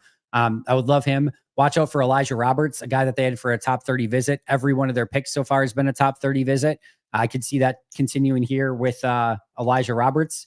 And then Jason Marshall Jr., the corner, would be another top 30 visit. I think this is a little bit early, but if they're going to continue that trend, you're probably looking at Elijah Roberts or Jason Marshall Jr. taken here in round 4. Again, if they continue top 30 visits, there are 4 top 30 visits we don't know about. Savion Williams was confirmed yesterday as the 26th. We knew 25 going into the draft. We found out yesterday that Savion Williams was one that came in for a top 30 visit as well. So yeah, but Elijah Roberts, Kyle Kennard, Jack Sawyer, Braden Swinson, and I like Sawyer. Some other defensive ends: Fadil Diggs, Tyrion Ingram, Dawkins, Tyler Barron, Baron Sorrell. Keep an eye out for him as well. He could be an option at end. Jack Sawyer, we talked about a little bit. Not exactly a Green Bay type of defensive end. The short arms is really what kind of limits him from is he a Packer type of guy standpoint? But at this point, round 4, if you like him as a pass rusher, I mean, man, go get him. He's a pretty solid player and one that I think could come in and help be a pass rusher for some team. Consistently found ways to make an impact, especially towards the end of this last year. Good morning. Excited for another great day with Goody doing his thing. Thanks for being here, Nodak.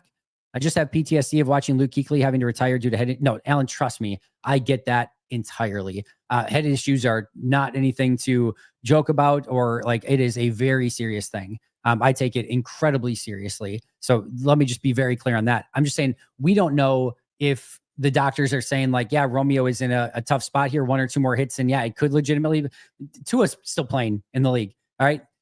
These guys tend to play through this stuff. That's probably not a great thing. All right. That's probably a bad thing. But to say like that, we know that, it's going to probably be a situation where 1 hit and he's done. He could get the worst concussion in the world, be out for 6 weeks and still end up being back, because unfortunately it feels like that's what happens some of the times with these players. So I mean, my point is, we just don't know on the outside. Packers might know, Dobbs might know, but we just don't know. And again, you've seen guys with many more concussions that have gone on to play many more games than what Romeo Dobbs has had so far. Danny Stutzman, linebacker, goes to the New Orleans Saints. Yeah, DK was a former Badger. So yeah, he went early round 4. What about Dobbs for a 4th-year cornerback on a team that has depth? You could make a player-for-player trade on something like that. Not sure if there's anyone that makes a ton of sense in that realm, but if you can think of one, I'd be open to ideas. All right. No, I got to go with Luiges, my friend. Andy, can you see LaFleur putting in a Wildcat package for Savion? Maybe some fun goal line plays? Yes, but I mean, if you gave me the over under on 5 Wildcat plays this year, whether it's Malik Willis or Savion Williams, I'm taking the under. So it wouldn't surprise me if there were a player or two in the playbook, but I don't think we probably see a ton of it. I like pickles. I don't know where did I get the no pickle reputation. I like pickles just fine.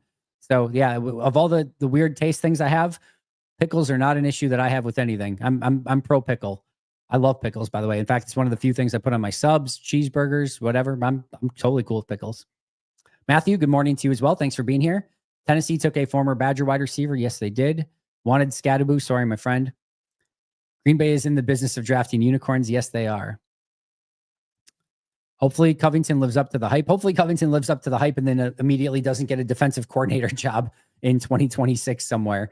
I guess unless it's with Green Bay, if Jeff Hafley ends up getting a head coaching job somewhere. Rainbow Trout, that is unequivocally false. In the NFL, okay. He has not shown that he has put special qualities on the field in the NFL so far. I will agree with that. From a college standpoint, as I talked about yesterday, he was a first-round pick all day, every day. New England was going to take him right after Green Bay if Green Bay did not take him.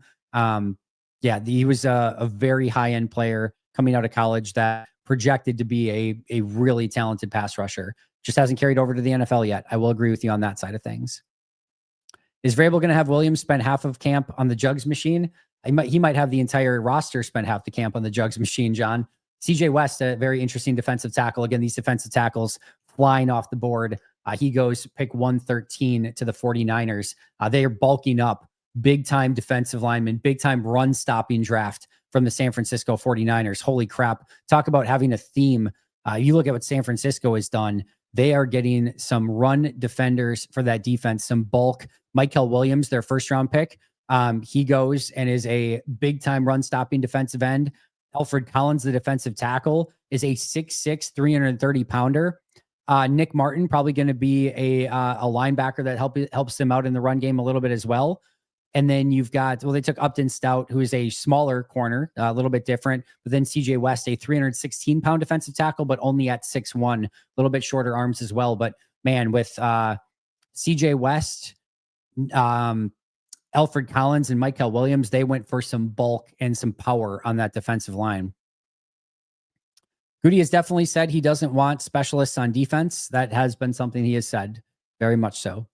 Can any of the Green Bay running backs break a touchdown run like Barkley? Marshawn Lloyd for sure. Marshawn Lloyd absolutely can. I mean, Jacobs has the ability. He's not like the number one, but like also as far as Saquon Barkley goes, we would all love a Saquon Barkley, right? All 30, I guess everyone except the Giants would love a Saquon Barkley on their roster. There's just only so many Saquon Barkleys that exist. So yes, Marshawn Lloyd has the ability to take it to the house. Hope we draft Luigi P from Wisconsin. He's well-rounded and a heck of a value. Yes, he is. Mel was ready to fight Baltimore Colts GM years ago. Part of his shtick. Yes, he was. I remember that very well.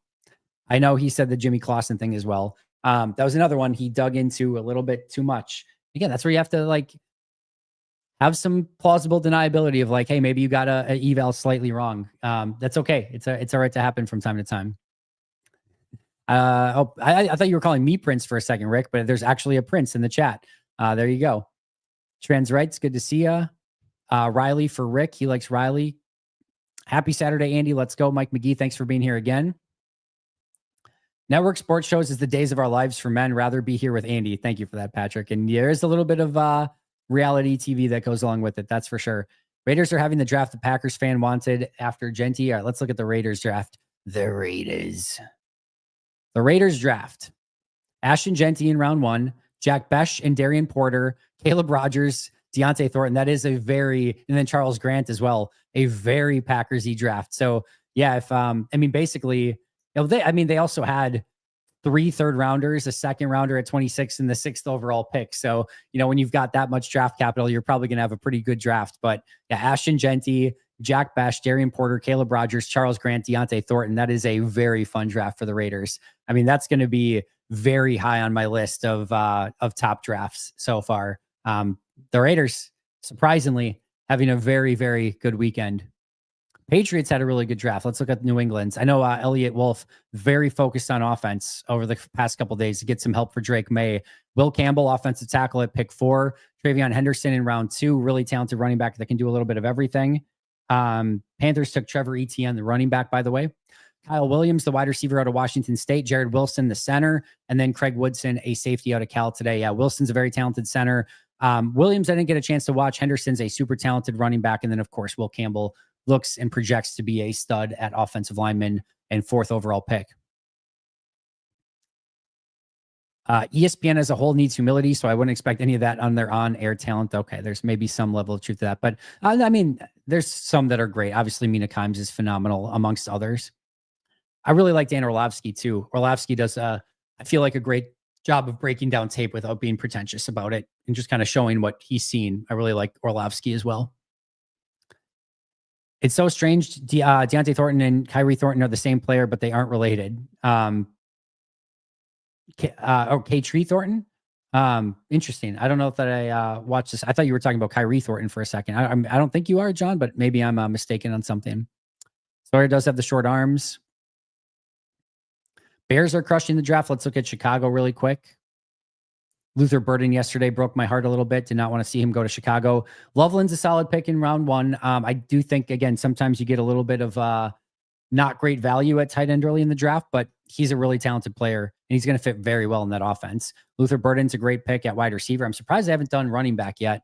Ozzie Trapilo is going to be somebody that can come in and potentially compete for a starting job at right tackle right away. And then Shamar Turner is going to give them some versatility and I should say more some rotational ability along that defensive line. So Loveland pick is solid. Burden pick is awesome. Trapilo pick is really good value there. I think at the end of round 2 out of Boston College. Then Turner will that's a little high for me for Turner, but again, we know defensive tackles were kind of flying off the board. So we'll see what they do the rest of the day. But I would say solid draft for Chicago so far. Do you know why the Packers and Chargers are alternating 22 and 23rd? Yeah, when you're tied, it's you go back and forth. If it's a strength of schedule tiebreaker in the draft, so you kind of go back and forth between the two. I pointed Dante Thornton out. First saw him that morning and thought he looked so fun. Glad you got a kick out of watching him too. Thanks for that, Will. Will was on top of it. Yep, Walker gone. At work listening. Keep me informed, y'all. We definitely will, Peter. CJ West is unfortunately no longer there. You jinxed it. If you were hoping for CJ West, Mike McGee is the one who jinxed you there. Alan, I wish I had any faith that LVN will ever tear it up. I get it. I would, by the way, I can still be positive and I still have hope in LVN. But if you were asking me to put my my livelihood on it or put money on it, I would say that the breakout is probably less likely to come. I would not be betting on it. I still think he can be a solid NFL player, somebody that can help your team. But I'm not betting that you're going to get the ROI on the top 15 pick that you invested in him at this point. I think the odds of that are less and less. But listen, if you're looking for somebody, by the way, that is like sort of game sort of translates to, and that you are hoping that he takes the trajectory of, the guy that everyone wants Green Bay to trade for is a perfect example of that. Trey Hendrickson. Just hope he takes the Trey Hendrickson sort of train, but just hope he does it all in Green Bay. The worst would be if you are the team that lets the Trey Hendrickson go and then somebody else gets to, get the best version of him. But Trey Hendrickson is kind of the guy that you're hoping he follows the trajectory of. Sounds like the Dolphins just traded up. 1-2. Cody Simon just went to the Cardinals. 1, 2, 3, 4, 5, 6, 7, 8. They just traded a 2026 third round pick. Interesting.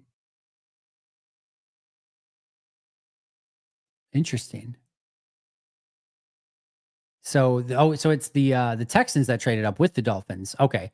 The Texans traded up. They get a 2026 third round pick out of it. Okay.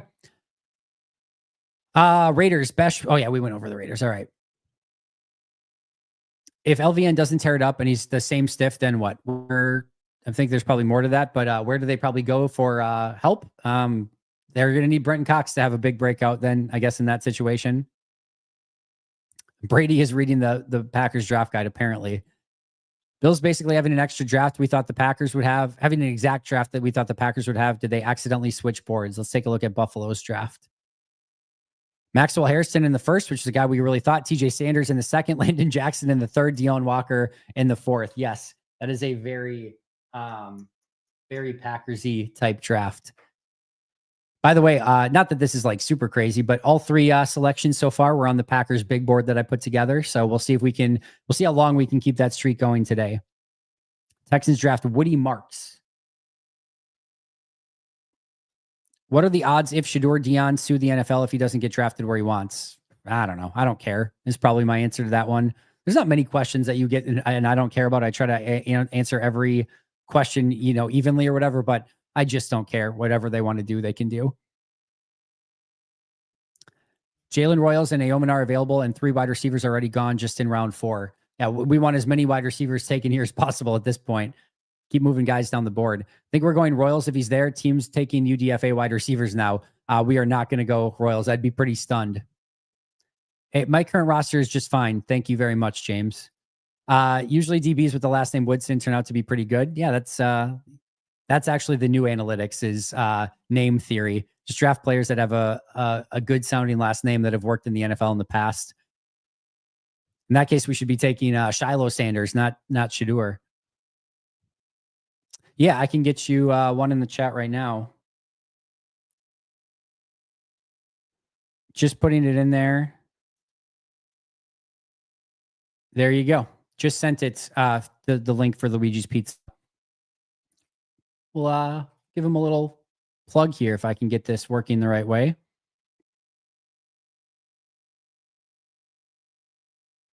Let's see.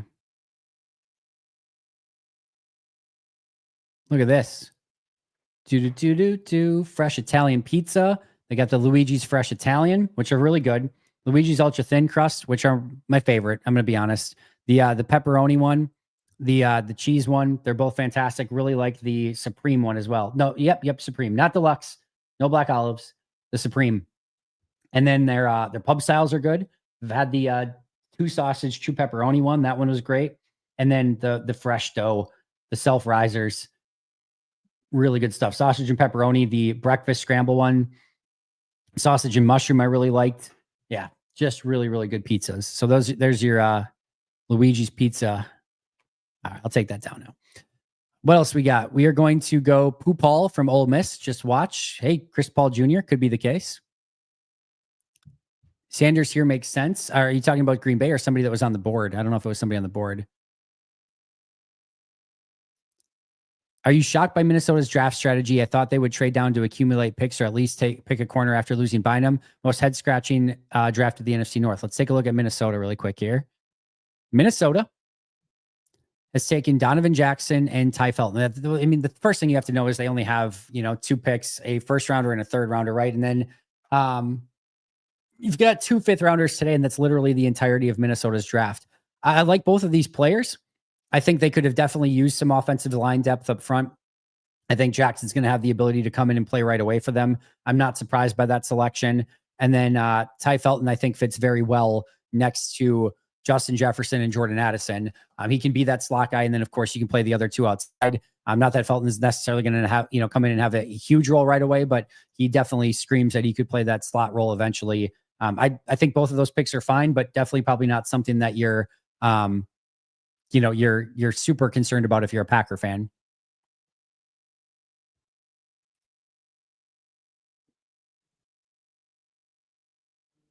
All right. What about Jordan Phillips from Maryland? Yeah, I think he's on my big board today for the Packers. Yeah, he's on there. He's on there as a potential day 3 selection. So could see Green Bay going with him. Let's see what defensive tackles are left here. Josh Farmer still out there. I could potentially see that. We got another trade here. The Rams moving up and the pick is in. Cam Horsley from Boston College is somebody I could see them liking. And again, fits within Jeff Hafley's defense. Zeke Biggers, Nash Hutmaker. Did Keontae Hamilton go yet? Keontae Hamilton, Warren Brinson, Ty Hamilton. Oh, maybe Ty Hamilton went. I think Ty Hamilton went. Jordan Phillips, Jared Harrison Hunt, Peyton Page, Thor Griffin, Riley Mills. A couple guys that could potentially make some sense there. Rams take Jarquez Hunter, running back out of Auburn. Some running backs starting to fly off the board.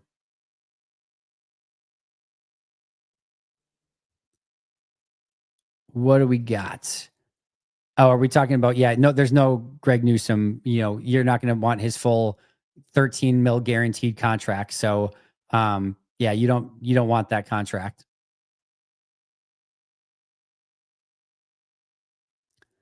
I'm not a fan of Bloody Marys and dill, never sweet pickles. Pickles are mid. Huh, I have no problem with pickles. It should still be probably best player available on defense. I'm going to say, Jared, best player available on defense. Take a corner, take a defensive tackle, take an edge rusher. But man, I'm really hoping Braden Swinson. I'm not sure why he's fallen here. No idea. But again, Braden Swinson's my guy. Watch for Elijah Roberts here. Watch for Jason Marshall Jr. here.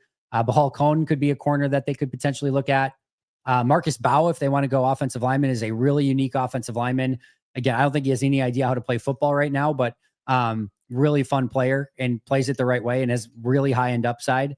Logan Brown, offensive tackle, used to be for Wisconsin at his best season at Kansas this past year. If they want to go offensive line, yeah, those are some names to kind of keep an eye on. Whoa, whoa, whoa, Beast, settle down, settle down.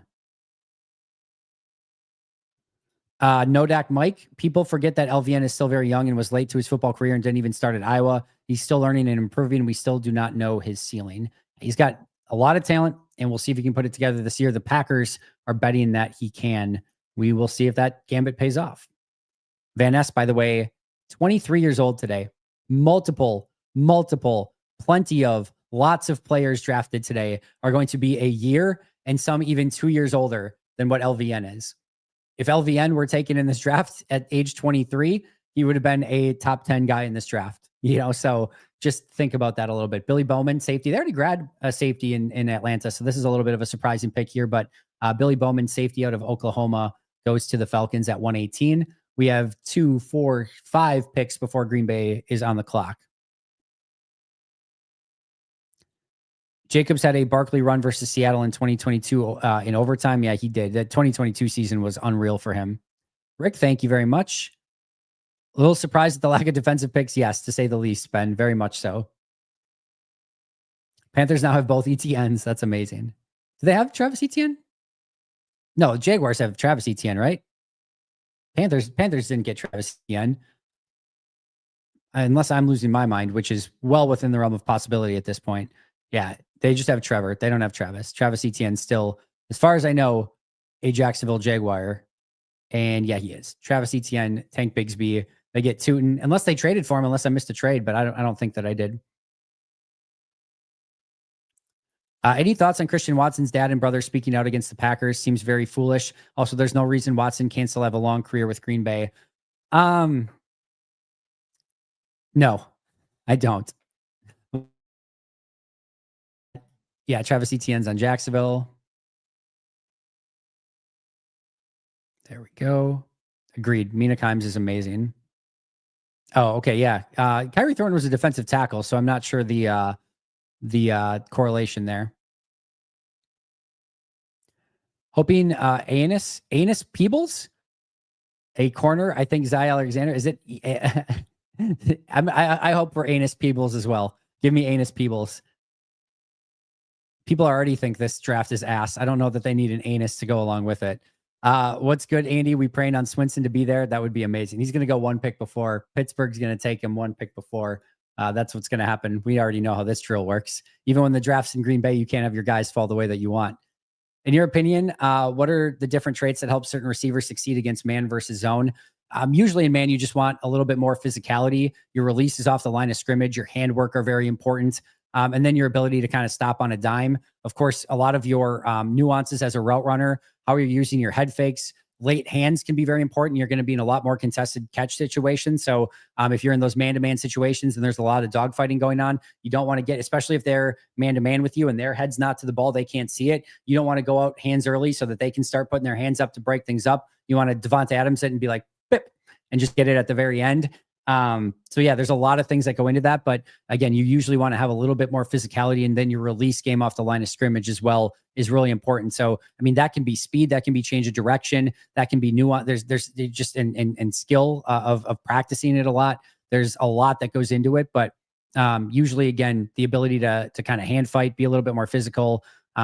that can matter a lot on the outside when you're in some of those man situations. Yeah, we just went through some, Adam, but again, I think when you get to day 3, rounds 4, 5, 6, 7, predictions kind of go out the window to some extent. I mean, they could go in so many different directions. Josh Farmer, the defensive tackle out of Florida State, Elijah Roberts, defensive end, Braden Swinson, Bilal Cohn. Those would be some of the ones that would kind of go to the top of my list here that I think Green Bay could potentially be interested in. Chris Paul Jr., possible. Yeah, those are some possibilities as well. I know some people really like Strong. I have him on the big board for rounds 4 through 7 here, so it could be possible. Well, the Texans just traded next year's third to the Dolphins to pick in the 4th right now. I did see that. Lots of defensive tackles and edge gone in the last 2 rounds. Brenton Cox is going to be good. Good, he thinks so too. I think so too. I think he again, what level he can get to, I think is going to be the question. But I do like what Brenton Cox did at limited playing time last year. Jay, I think you're safe. I think you're safe, J. Cole. And again, there's the, you can just go to luigespizza.com, Luiges pizza.com. Packers better pick another wide receiver in round 4. That would be wild. Don't see it happening. Had one last night. It was awesome. There you go. I had the fresh Italian. Beautiful. Who do I want? Swinson. No question about it. Pizza draft board. Luiges. Gunnar Helm, tight end out of Texas, goes here to the Titans. Not sure when Luigi's can get into Missouri. Maybe a minute. Hopefully soon. Hopefully they get everywhere and everyone can experience it.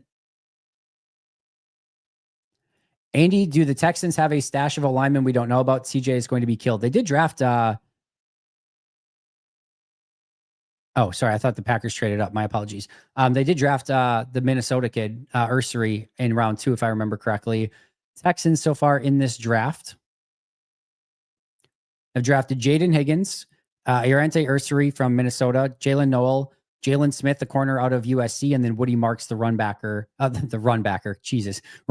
out of USC. So back-to-back USC picks for the Texans. But yeah, they did draft Ursery in round 2. They do actually have offensive linemen. They have tried to make over that unit in real time. They went and got Cam Robinson as like a 1-year stopgap at left tackle. Titus Howard, Juice Scruggs, Blake Fisher. They signed Trent Brown, Laken Tomlinson, somebody they went out and got. Ed Ingram they went out and got. Now Ursery again in round 2. They're definitely bringing in a lot of players for a lot of competition there, if nothing else. Don't know how good any of those players are going to be, but yeah. On your big board, what does a bolded player mean? Top 30 visit, Patrick. Top 30 visit. Very, very excited about this next pick. So many awesome players still on the board. I agree. I mean, so they're going to go in a million different directions here, but I think there's plenty of talent still there. David Walker, defensive end, Central Arkansas, goes to Tampa Bay here. Yeah, vinegar is brutal. I don't like, how can you even just smell vinegar and be like, yeah, I want vinegar. But yeah, pickles are great. Tennessee may draft Horton or Royals. They did not. They did not. Yep. Let's see. Well, unfortunately, the significant other wants me to stop watching the draft, so I'm going to peace out for a while. I don't know. That's a red flag to me, Beast. That is a red flag. Just maybe reconsider some things. No, I'm just kidding. That's totally understandable. Matt says the Packers are about to draft a quarterback. Carter from Clemson, linebacker to Cincy. Yep, that was, I think, a little bit ago. I knew what you meant, Aeneas Peebles, but Aeneas Peebles would be very funny. Since you grew up there, is this draft event as exciting, big, crazy as you thought it would be? Great show as usual. I think first night was. I almost expected a little bit more, especially on night 2 and night 3, and just like how crazy the entire area was going to be. If I'm being honest, I thought the whole of like Lambeau Field, like the back parking lot, the front parking lot, the Titletown district, I thought all of it was going to basically be packed. And maybe just from a pure person per capita standpoint, maybe that's really ridiculous. Maybe that would have taken like 1 million people or something. I don't know. Maybe my just, person scale ratio is off, but I was maybe expecting even a little bit more. But I mean, overall, I think Green Bay did a really nice job with the draft. I mean, it's only been positive, vibes from everyone in the national media. It looks great on TV. So yeah, I think they've overall done a good job. Yeah, I think, well done by everyone involved.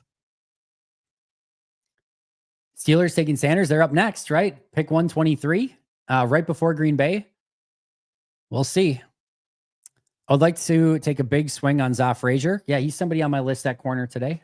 Oh, maybe not. Yeah, he is. Yeah.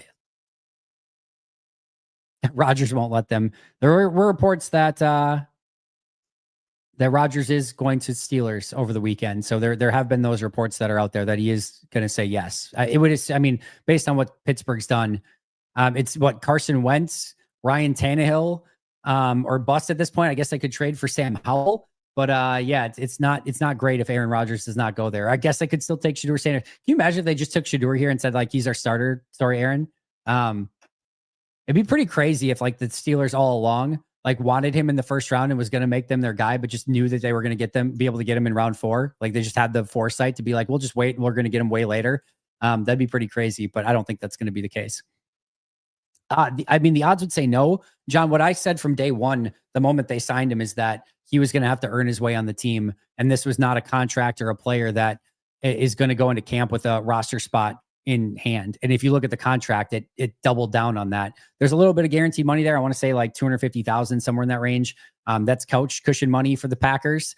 That's just money that you throw at a guy in case he can come in and make an impact. And if he doesn't, you waive him, you take the 250K loss and you're not super worried about it. So the odds at this point would probably say no, but listen, the wide receiver position has been put on notice.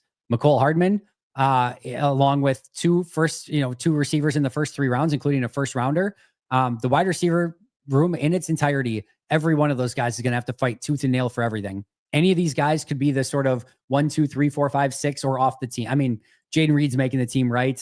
We know some of these guys are making the team, but everything is going to be fought for. And that's, I think, going to be a really good thing when you get these wide receivers who need to play at a much higher level than they did this past year.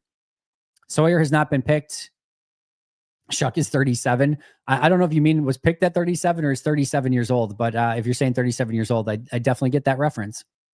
Has Green Bay only taken top 30 visits so far? Yes, they have. If they want to continue that here, it's almost surely Elijah Roberts or Jason Marshall. I don't think any other of their top 30 visits could really be in play here. I guess Torrey Horton. But I don't think they can do that. So there also, again, we didn't know that Savion was a top 30 visit, and we don't know 4 of them still. So there could be other players here that, Green Bay takes that was a top 30 visit that we just don't know. But if it's one that we know about, it almost has to be Elijah Roberts or Jason Marshall Jr. He will not. I was looking the other day on PFF's like ultimate and to see, because they have like every player listed, and I was looking to see if there were any Andy Hermans that they had, because they have like every player from every school, right? And there were no Andy Hermans. If you look, there are, who do the Steelers take? Jack Sawyer. All right, so Jack Sawyer goes. Yeah, not many Hermans overall. There was more than this. I don't know. It's being weird right now, but yeah, I couldn't find anything that was a perfect match. And he goes before Sanders. Yeah, we'll see. But Jack Sawyer, who did I? Oh, I said they were going to take Swinson right before. So we want Swinson here. I don't know if it's going to happen. Obviously, if anyone gets, I'm not really in the bottom of the chat here, I don't think. But if you guys see the pick, feel free to tip it out. That is fine. I'll keep an eye on it as soon as I see it. Our pick today, of course, is going to be brought to you by Habish, and Rotier. While Green Bay is focused on building their future, this draft, Habish, and Rotier is focused on protecting yours. If you've been hurt in an accident, their team of lawyers and legal staff are ready to go to work for you. With a national reputation and compassionate hometown service, the lawyers and legal staff at Habish are an elite team that you want backing you on your road to recovery. When you call Habish, you're going to talk to a lawyer directly. Their number is 800-242-2874 or 800-2HABISH, or find them online at habish.com. Huge thank you to Habish, and Rotier. All right, I'm going to scroll down to the bottom of the list here. Pick is in for Green Bay. All right, we'll see what we do here. Again, I want Braden Swinson. Could easily see Elijah Roberts, Bahal Cohn, Jason Marshall Jr. Josh Farmer would be a very Packers-y pick here.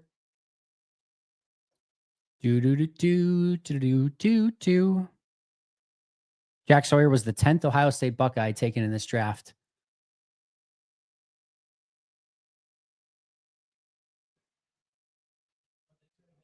Yeah, Packers pick is in. Quincy. Oh, a lot of people want Quincy Riley. All right. He's a corner that I had on my list.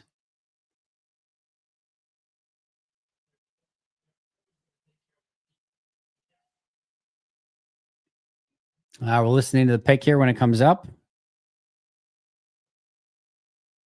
Don't want the draft to end, but I am excited to see the endless loop of Northwestern lowlights end for these Big Ten picks. Fair enough. Jack wants Farmer. Tad Samato says, go, Pack, go.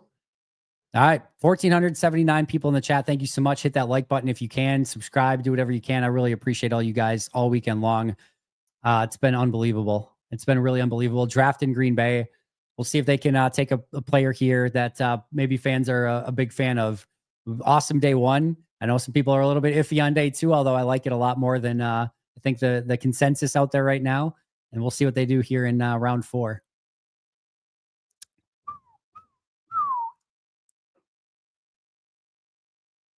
It seems like Green Bay's pick has been tipped less. I don't know if they're like keeping it extra safe because it's in Green Bay. I don't know. Goodell gets booed. Aaron, if you're messing with me, if it's Swinson and you're just messing with me. Sorrell? Is it Sorrell? Sorrell would be really fun.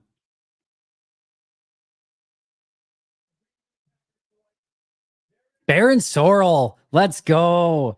He is a very, very fun defensive end. He's in Green Bay? Baron Sorrell is in Green Bay.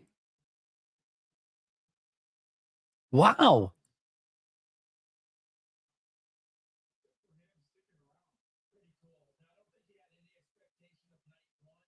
That's awesome. He's in Green Bay. That's really, really cool.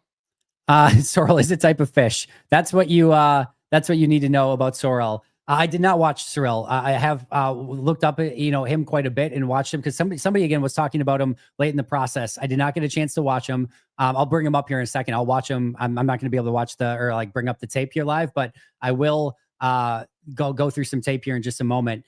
He's a really freaky edge rusher. I think he's a 9-something RAS guy, if I remember correctly. But was very much a Packers defensive end type. Gets them a rotational edge rusher. Let's pull up the RAS here really quick.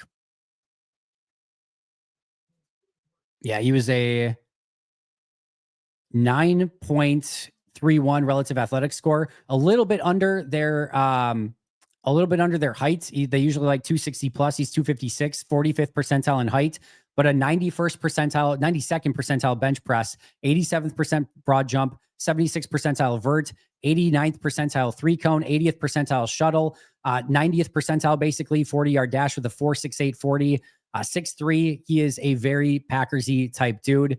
9.27 RAS, very fast big man. He is going to bring a different flavor of edge rusher. If you were hoping for a different flavor of edge rusher to this team, Baron Sorrell is going to give you a different flavor of pass rusher.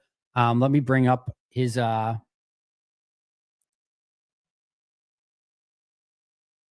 there he is. 15.5 sacks in his career. PFF gave him a 72.2 grade overall this past year on 651 snaps, 73.0 run defense grade, 74.6 pass rushing grade. He had 51 total pressures and a 13.5% win rate with a 14.1% pressure rate, 9 sacks, 12 hits, 30 hurries, again for 51 total pressures.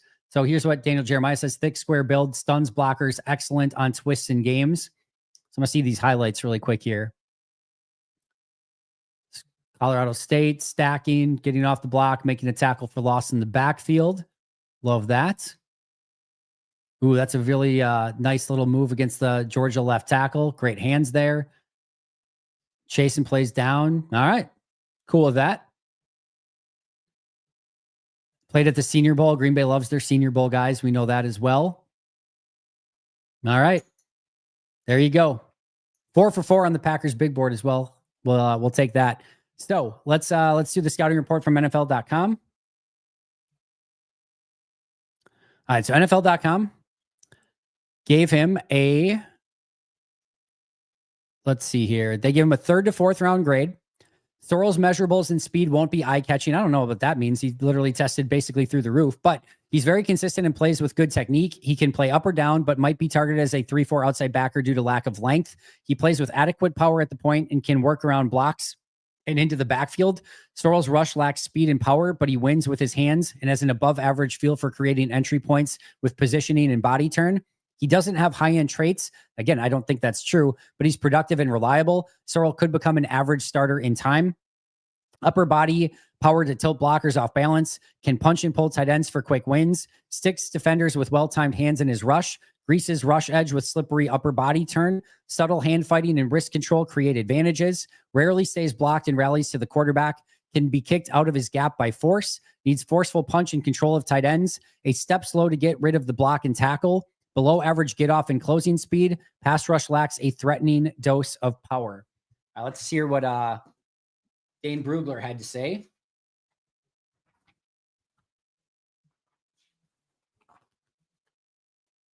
Where did he have Sorrell on his list? 18th at defensive end. He had him as a 3rd or 4th round grade as well, which is, again, exactly where he went. For Sorrell, he sports a well-developed NFL-ready frame with massive shoulders. One NFL scout said, "I wouldn't own any shirts with sleeves if I looked like that dude." Work in the weight room put him on the freaks list, which is always a good thing. Posted fastest miles per hour in hoop drill at the combine. Physical, aggressive hands to deliver thunderbolts at contact. Okay. Maintains extension at contact, then disrupts blockers' balance to shed.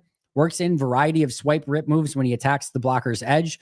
Keeps hands tight to hold his ground and in the run game. Quick thinking player to sniff out screens and chase them down. Plays hard motor, doesn't run out of gas. High football character, viewed as the key leader in the Texas locker room. Team captain for 8 games in 2024. That's a very Packers-y type thing. Durable, didn't miss a game the past 3 seasons, finishing with 30 straight starts. Weaknesses: average burst and speed off the line, can be pushed past the pocket. Long-legged and a tad stiff in the ankles when turning the corner. Doesn't have a deep toolbox and to consistently counter once blockers engage him. Always plays at 100 miles per hour, which backfires at times. Needs to stay disciplined. 2 roughing the passer flags in 2024. Career high in missed tackles in 2024, which affected games. See the 2024 SEC Championship versus Georgia. Quick to crash down versus the run, abandoning his run fit and creating bounce opportunities. Functional athlete as a drop defender, but too many wasted steps in coverage. A 3-year starter at Texas, Sorrell lined up primarily on the edge. In defensive coordinators, Pete Kwitokiak's front, a dependable player over his 40 starts in Austin. He showed gradual improvement each season and didn't receive enough credit in 2024 for his impact in Texas's 3rd-ranked defense. As a pass rusher, Sorrell flashes bully hands and an aggressive snatch attack, which became his signature move, blocking out and pulling the balance of blockers away from them. Led Texas with 49 pressures in 2024, despite finishing 4th on the team in sacks. He is relentless in the run game, but he will lose contain against the cutback runs and needs to play with a better gear down to eliminate missed tackles in pursuit. Overall, Sorrell passes the eye test, and the foundation of his game is power, which sets up different ways for him to win. Although his average short area athleticism might limit the frequency of those wins against NFL blockers, his makeup and motor will give him a chance to carve out a role for a 4-3 scheme. There is your breakdown of Baron Sorrell. We'll watch some tape on him in just a moment. I'll get to any questions here of anything that anyone had. Let's see. John loves it. Joey said, "Let's go. Like what I hear. I too am on the freaks list, but for different reasons." Cheers, Prince. Good luck with all that. Sorrell was number 91 on Tyler Brooks' board. Awesome. Love to hear that. What makes no sense, Prince? Not sure I understood what makes no sense. Matthew McConaughey approves. Michael likes to pick. Seems like a very Packers-y pick. Swinton either has some off-field or medical issues because there's no reason you should still be on the board. Cheese. You know your cheese and you know your edge rushers, because I totally agree with you. That was a cool scene at the Cathedral of NFL Football. Very much so. Sorrell was named the top DL on the American squad in the vote from the offensive line group at Practice Player of the Week award ceremony at the Senior Bowl. Kyle Kennard goes here to the Chargers at pick 125. Osada Minnesotan says it's a great pick.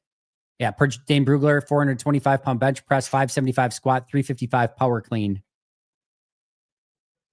Most State of Minnesota appearance. Sounds really strong, very much so. Probably screwed at one technique, but we got an Igbari replacement. Don't be surprised, my guy, Cam Horsley. Keep an eye out for Cam Horsley, round 5, 6, 7. It would very much be a potential player in play for Green Bay.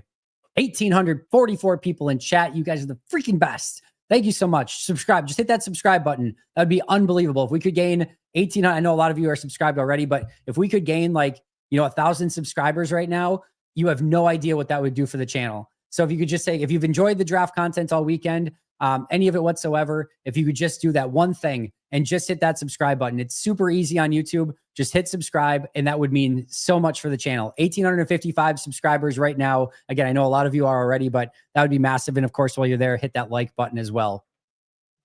Yeah, we talked about Shedeur already. I think I'm Shedeured out, Michael, with all due respect. He balled out last year and was really an unsung hero. I'm assuming you're talking about the defensive end. Yep, hit that like button. We just not taking super chats. I'll save my. Oh no, sorry, I totally missed it, my friend. I don't know why it wasn't showing up. Let me get to him right now. Let's see. What's your go-to delivery chain and non-chain? Little Caesars for sure. I know it's not, but like the crazy bread in and of itself is like a top 5 food. So I would go Little Caesars for that alone. PJ Wynn gifted 10 Pack a Day podcast memberships. Thank you so much. Tom's left nipples a new member. Who was the one who said we're not taking he will give you a half-eaten pizza? No, I won't. I'm not giving up my Luigi's pizza. Dennis. Was it Dennis? Oh, sorry. Okay, Dennis. What's your go-to delivery pizza? So yeah, definitely Little Caesars. Sorry for missing that. I think that came in right as the pick was being made, Dennis, which is why I missed it. Or maybe I missed it a little bit earlier, but either way, my apologies for that. All right. Little Caesars. Dennis likes it as well. Shedeur, don't. I don't care. Jalen Travis, tackle, goes here to Indianapolis. What do we got? Probably, guys, I'm going to be heading out here at the end of the 4th round, just as a heads up. I do have, again, my son's soccer game that I'm going to get to. That's going to do it for now. But you do have plenty of time here to answer any more questions that you have over the course of these next, probably 10, 15 minutes or so. Terry became a new member. Thank you so much for that, Terry. You are a legend. I'd honestly take another edge. They easily could, Tom. Don't be surprised if they do. Go be dad. I will. I'm super pumped for this game. Not to go off on a tangent here, but this is their first game playing State League. He's going to have definitely a huge role on the team. It's a really fun team. They've been together for a really long time. It's their first game of the season. They're playing at home. So really looking forward to this one. Hoping for a big day from the X-Man. Thoughts on the tight end room's overall depth? Yeah, one where I wouldn't be surprised if they took a tight end late day 3 today to kind of come in. We know the guy that I want.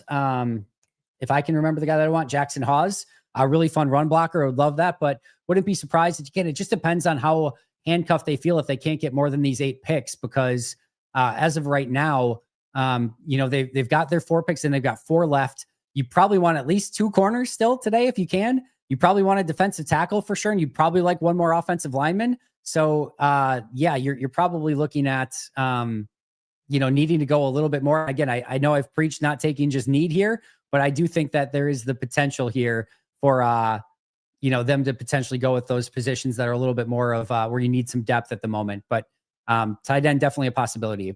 He plays a little bit of everywhere. He's probably going to be playing primarily striker and center mid today, would be my guess, but he can definitely play anything. But my guess is he starts up top and then gets some time at center mid as well. But that's kind of the interesting thing too, is I'm interested to see where they play him today. David, thank you for the super sticker. Thank you so much for that, David. I appreciate you a ton. Jared became a new member. You guys are amazing. Brandon, Andy, thank you so much for these 3 days of coverage. I always appreciate the detailed depth for positions like offensive line. That makes us better fans. By the way, I don't think I'm going to do this. I think I need to decompress right now. It's not impossible that I might, either after the soccer game or after the live event tonight at Titletown, there's an outside chance that I might come on and do like a 1-hour chat just for a little bit still, depending on how frisky I'm feeling. If I get Green Bay 3rd round frisky, I might come on and do a little bit more chat. So keep an eye for a random like late night chat or maybe midday chat today. It's possible, maybe not super likely, but it's definitely possible. Za Frazier, did he go, or are you hoping for Za Frazier today? 5'6", 7" round nose tackle is fine. Yeah, if you can find him too. Again, keep an eye on Cam Horsley. I think a really nice pick who knows the defense already. I'll make sure I didn't miss any super chats here. After I almost got, missed that one earlier. I think I got everything. Tom's Left Nipple became a new member. I don't know if I did that. Jared Daniels, Terry Patton, PJ Wayne. Again, PJ, thank you so much for that. 10 Pack a Day podcast memberships. That's incredible. Isaiah Bond, I do not believe is going to get drafted today. I think with the situation that he's in right now, I think the NFL is going to be like, yeah, I just think they're going to wait on that. Do not expect him to be selected today. Could be wrong. Crazier things have happened, but I think he's going to go undrafted. Mark, thank you for becoming a new member. Oh, yeah, I guess I didn't even really think that both Texas players in the first and fourth round were at the draft, and now they got two guys from Texas. How are you feeling, guys? Are you feeling about, are you feeling better about, it now that they got an edge rusher in the fourth round? Do you like the pick in the fourth round? Like, how are we feeling overall about the first four rounds of the draft? Top 30 visits that are still there that we know about. Taylor Elgersma, the quarterback. Torrey Horton, the wide receiver. John Williams and Dalton Cooper at offensive tackle. Essa Pohl and Jacob Bayer at guard. Jason Marshall and Micah Robinson at corner. Elijah Roberts at defensive end. And that is it. I do believe Grassi's going to announce a 6th round pick. Any corners that I'm interested in? Yeah, I think Cohn could be one that they take a look at. I actually did like Micah Robinson. 7th round pick. He's probably an undrafted guy, but if they took him with the 7th, I'd be fine. Jason Marshall was okay. I didn't really like his game all that much. I didn't watch Quincy Riley or Dorian Strong, but I've heard really good things off Frazier as well. Those could be some players in play, but yeah, maybe Strong went. I can't remember. Or maybe Riley went too. I haven't been keeping that close of an eye on it, but there are still some corners out there, but Bahal Cohn would be one that I think would be of some interest to Green Bay. I just love the draft when they carry G's. That's all I care about. Yes, I'm that guy. That's totally fine. I always kind of thought O-line was in play early, so I'm very content. I think I like it if Belton is going to be guard. I think he is going to be guard, although I'm still iffy on Williams. Still can't believe we got 2 wide receivers. It's amazing. Been good with it all along. Got 2 wide receivers. It's amazing. Gary wants him to trade up and get best corner available. Tedye Buchanan goes here to Baltimore. Grassi is announcing pick 198. Sorrell's going to be edge for Green Bay. He'll be a 4-3 guy. For sure be a 4-3 guy at his size. Golden A-, Belton B, Williams B, Sorrell B+. Okay, I'm cool with that. Always trade up. The fans always want to trade up. Definitely my second favorite pick we've made. Golden was 1. All right, love that. Double and triple checking my super chats now. We have to be one of the deepest O-lines. Yeah, I would say so. I mean, O-line is tough. Not many great options usually in that range. So it is a tough position. And Goody, we trust. I'm happy with all of it, to be honest. Love the first rounds. Wasn't all that excited for the second and third, but understand the picks. Love the most recent pick. Jared, thank you for the super chat. Love the thoughts there. Marshall Jr., the cornerback from Florida. Packers head in for a visit. Yep, we just went over that. Brett likes the Sorrell pick. Wasavian, how does he fit? Gadget guy, big slot returner. Yes, can do everything. And just a pure wide receiver as well. But Matt will be creative with him, and I would expect him to be creative. Assuming some development, is the Pack Super Bowl ready? We'll see. I think development's going to be the key. The core of this team needs to take that step. Jordan needs to take that step. Guys like Marshawn Lloyd, the receivers, Dontavian Wicks, Jaden Reed, Tucker Kraft has another step to go. Luke Musgrave needs to take that step. We'll see Rasheed Walker, Jordan Morgan, Sean Ryan, obviously all the rookies in this class. We'll see what they can bring to the table. Edgerrin Cooper needs to take that next step as a linebacker. Quay needs to take that, kind of breakout, which we saw in the second half of last season a little bit more. Brenton Cox, LVN, huge. Now Sorrell as well. Defensive tackle, Devontae Wyatt, Carl Brooks, Colby Wooden. They really need more from those guys. We'll see if Tyron Hopper can bring anything to the table. Corners, we're going to need to see what Nate Hobbs can do. Obviously, Aaron Banks on the offensive line side as well. But what can Nixon do in a full season as an outside corner? And Carrington Valentine needs to very much take that step if we're not going to take any corners in the first 4 rounds here. And then guys like Evan Williams, Javon Bullard, like those guys need to take that step. Kitano Ladapo. There's a lot of really young, talented players, but the core of this team The youth of this team is what's going to drive it. And if they can all, not all, but, collectively take that step in the right direction, they're going to be in a really, really good spot. Not Philly deep, but deep. Philly lost a lot this offseason, guys. They lost a lot. Sorrell over Swinson. Farmer still being there wasn't expected, but they clearly had a higher grade on him in the end. Ross seems very happy with the pick. Nice birthday gift for him. I'm all in. Yeah, it doesn't surprise me that they went Sorrell here just because of, again, the metrics. Again, he was a guy that I heard about late in the process and made a lot of sense for Green Bay. Not stunned that they went there over a couple of the other players that were on the board. Farmer's Farmer's just not great at football right now. So if you are looking for like a guy that can come in, I think Farmer could take 2 years, legitimately. If you told me that this year and next year were basically redshirt years for him, I would not be stunned. You can see all of the oozing potential on tape, but I just don't see a player that can come in and stop the run or get to the quarterback right away. So I am not surprised that he has lasted longer. I would say that I would probably have, if we're looking at like other players that were drafted in past drafts, I probably would have rather had Farmer than Colby Wooden. Colby Wooden went in the 4th round. So again, in this range is maybe where Farmer, could potentially go. But this is kind of where I expected because of the fact that, he just is a very unrefined prospect. Anus Peebles is the way to go. Don't think they're keeping Job, but I get why people are hoping for it.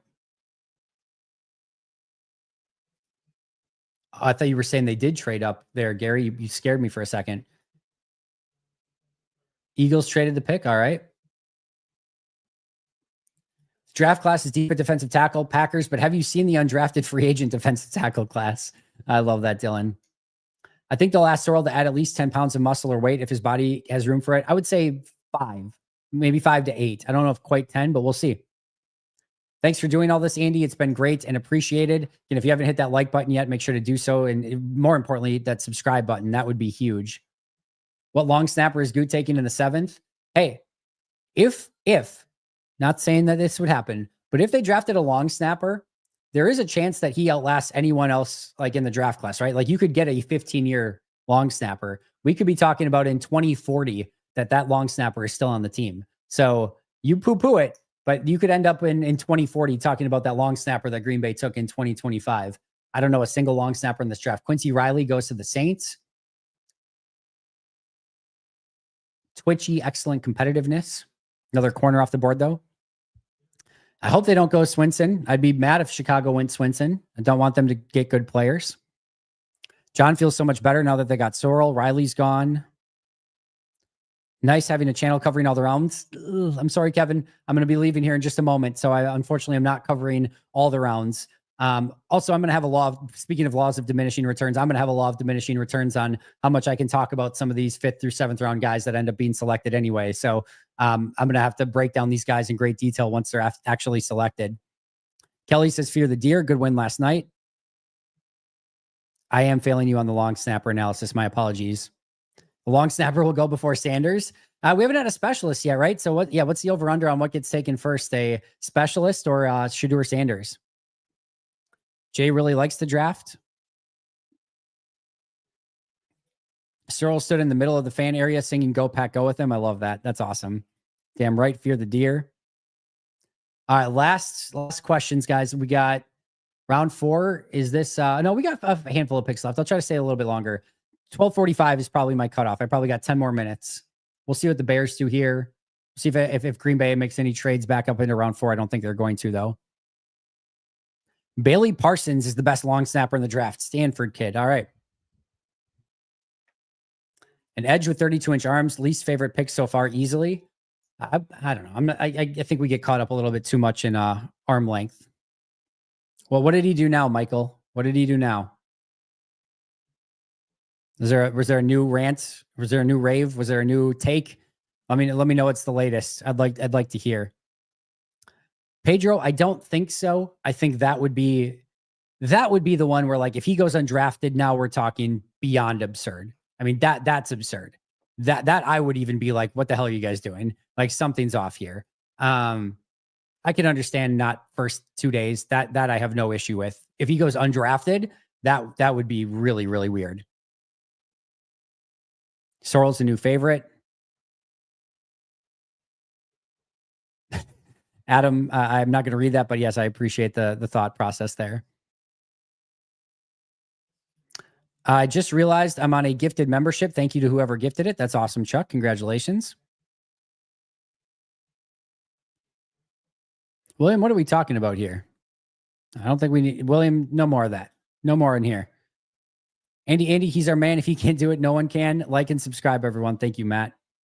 Not Packers related, but just how good is Genty? I think he's fantastic. I think again, he's not LaDainian Tomlinson. I think he's a LaDainian Tomlinson level player, is how I would define it. I think he's one of the more unique runners that I've ever seen. I mean, just bounces off of everything. Every tackle he breaks, every tackle he slips through, he's got unbelievable vision. His cuts are fantastic. There were 3 things that I wrote down as like legit superpowers for him. I mean, if you get a superpower for any player, like it is noteworthy. His vision is a superpower. His lateral agility is a superpower, and his bouncing off of tackles and low center of gravity is a superpower. I mean, you have literally 3 of them. Also, his change of pace and tempo.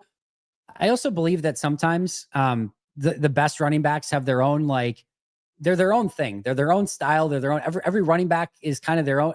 He is like his own style. In fact, NFL running backs started even doing like the stand-up thing after he started doing it. Like he's just a special player. So yeah, big fan of Ashton Genty, and I think he's going to be a stud in the NFL. Most hated Minnesotan gifting 5 more Pack-A-Day memberships. You are the best, my friend. I mean, grades are ridiculous, right? But really like the golden pick. Really understood the offensive line pick. And the more that I, kind of think about the power that he's going to bring to that team, I have no issue with that pick whatsoever. Savion Williams, I like as a player, as a second wide receiver, a gadgety guy. And then again, not addressing maybe defense at that position is, I think, a little bit of the tougher pill to swallow. But the player I like, I think he's going to run angry. And I love angry players regardless of what positions they're playing at. Again, I think you got 2 angry players on day 2. And then I really like the Sorrell pick on day 3. I think he's going to bring a little bit of a different flavor of edge rusher to this team. So I think it's a solid B+ so far if I were probably grading it. I don't think it's anything where you're like, oh my God, greatest draft class of all time. I think there is some questions as to, going all offense on day 1 and day 2. But overall, I think it's a really solid class. But again, as I tweeted out today, it's really fun having your guys that you like and dislike, with going into the draft, because it's an event. It's like a Super Bowl level event that we want to win, right? We want our guys to go there. And I think that's a really fun aspect of it. But as soon as the draft is over, almost forget every piece of it. We have no idea who's ultimately going to be good, who's not going to be good. You know who else doesn't? The NFL, the Packers, the players. You have to go through it. You have to experience it. And we'll find out which of these players end up being good. It's going to be, probably more random guys from like the 5th or 6th round. And, the first round guy might bust. You never quite know in this situation. So everything you think after the draft is over, celebrate the guys you like, hate the guys you didn't like or whatever, but now start fresh starting tomorrow. It's a blank slate and all these players are just starting their process as NFL players. This is not the end of the process. It's just the beginning. Sorrell looks like Ahmed Brooks, if you remember him, former Packer for a hot second after his 49ers career. Was he a Bengal for a little bit too, if we're immaculate gridding this thing? Ahmad Brooks. Nope, just 49ers and Packers. No, Bengals too. I was right. Bengals first, then 49er, then Packer. Look at that.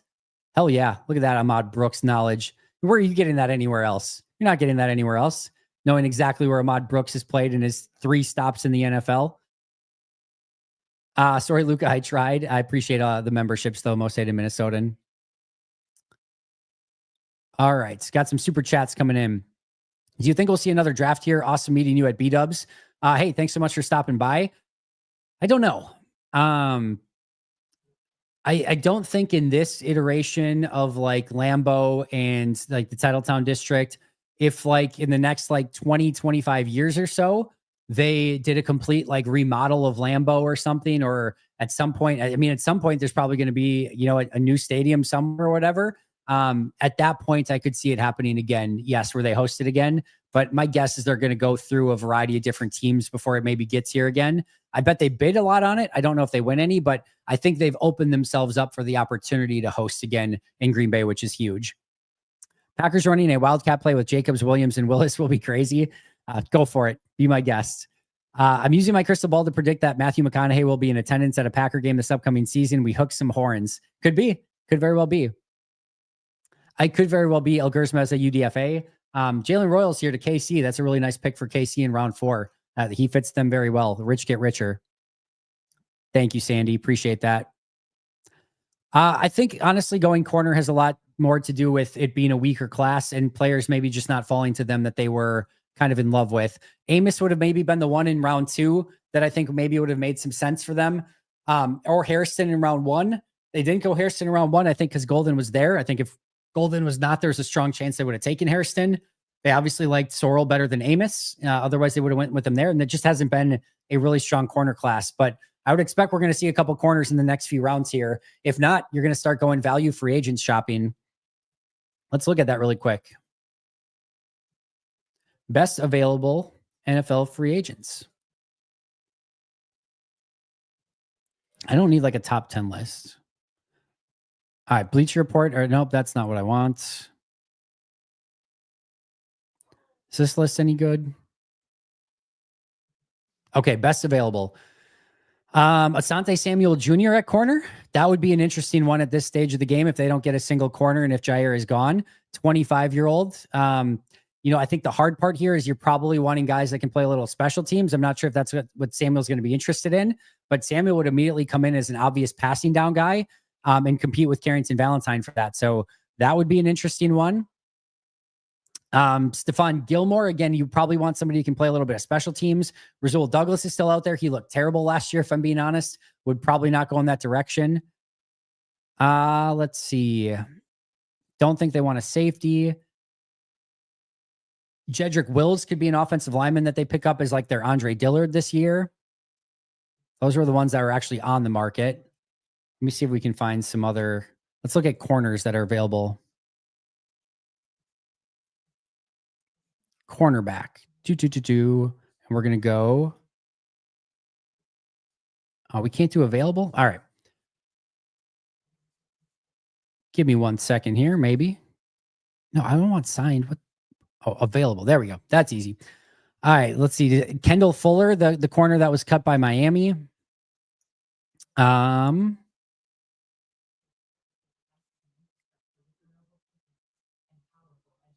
a whole lot out there. Surprise, surprise.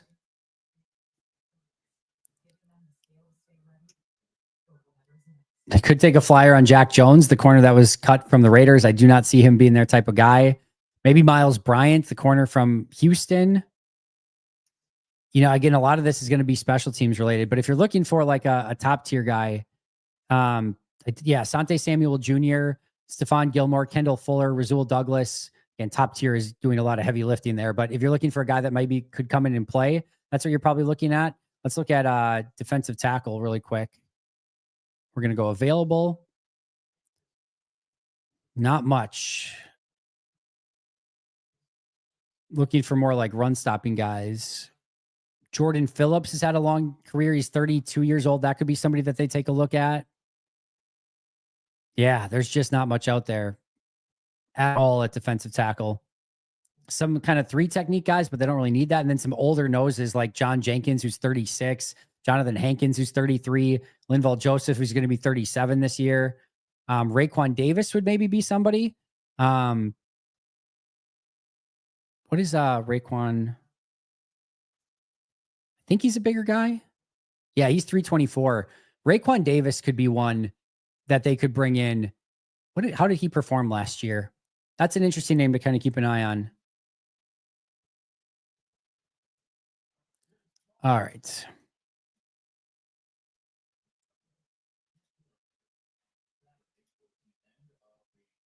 He is a free agent, right? Yeah, he's a free agent, I think. But he was terrible last year. He had a 37.0 PFF grade. But he is 6'7", 335. But a 37.0 PFF grade this past year on 349 snaps. That's about as bad as it gets. He did have a 71 grade in 2020 and has basically been bad ever since. Yeah, let's just say it's not great. Let's just say it's not great. Thank you, Quiz. I appreciate that. DJ can play a long time. Defensive side can play a long time if they take care of their bodies. Yeah, those are pretty old guys, though. Yeah, Samuel, I don't expect to be. Ramsey's on the block. I don't think that. Don't think we're keeping Jair. Oh, we've reached the puppy portion. Yeah, not my portion. Time for me to get out of here. Puppies. I don't mind puppies, by the way. Just I want draft coverage on the draft, but I think it's for a good cause, so I'm cool with that. Of course, they get Royals.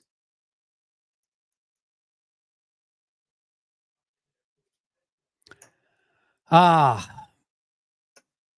there are many reasons, but I just think the writing's been on the wall for this entire time. Though, just read between the lines with what Goody said. Go back and listen to any time he's talked about Jair. Um, it is very much on the wall. The coaches seem to know it. The players seem to know it. Josh seems to know it. The reporting from Domovsky, again, the lack of playing time, all of that is in that same conversation. So I just don't see a world where it happens. I also said Aaron Jones would be back for sure, and they went and signed Josh Jacobs and they cut Aaron Jones. So have been wrong before, will be wrong again.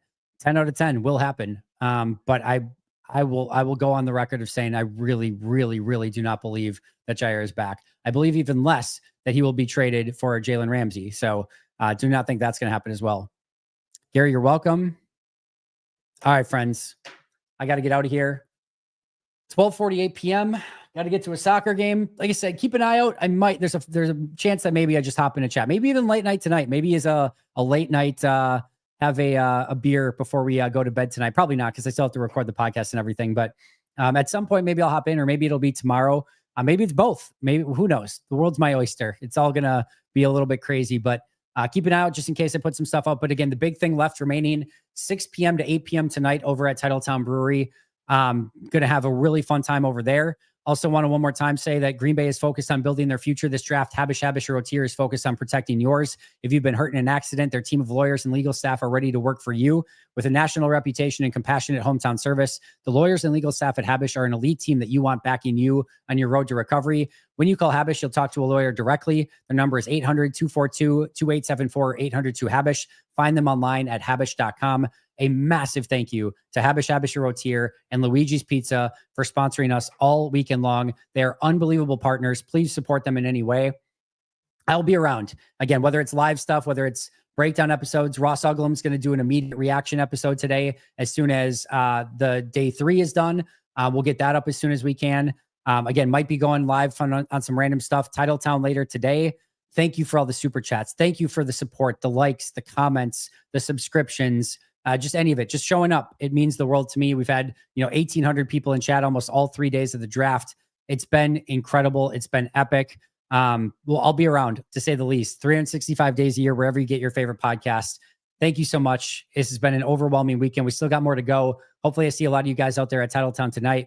But until next time, and as always, go Pack Go.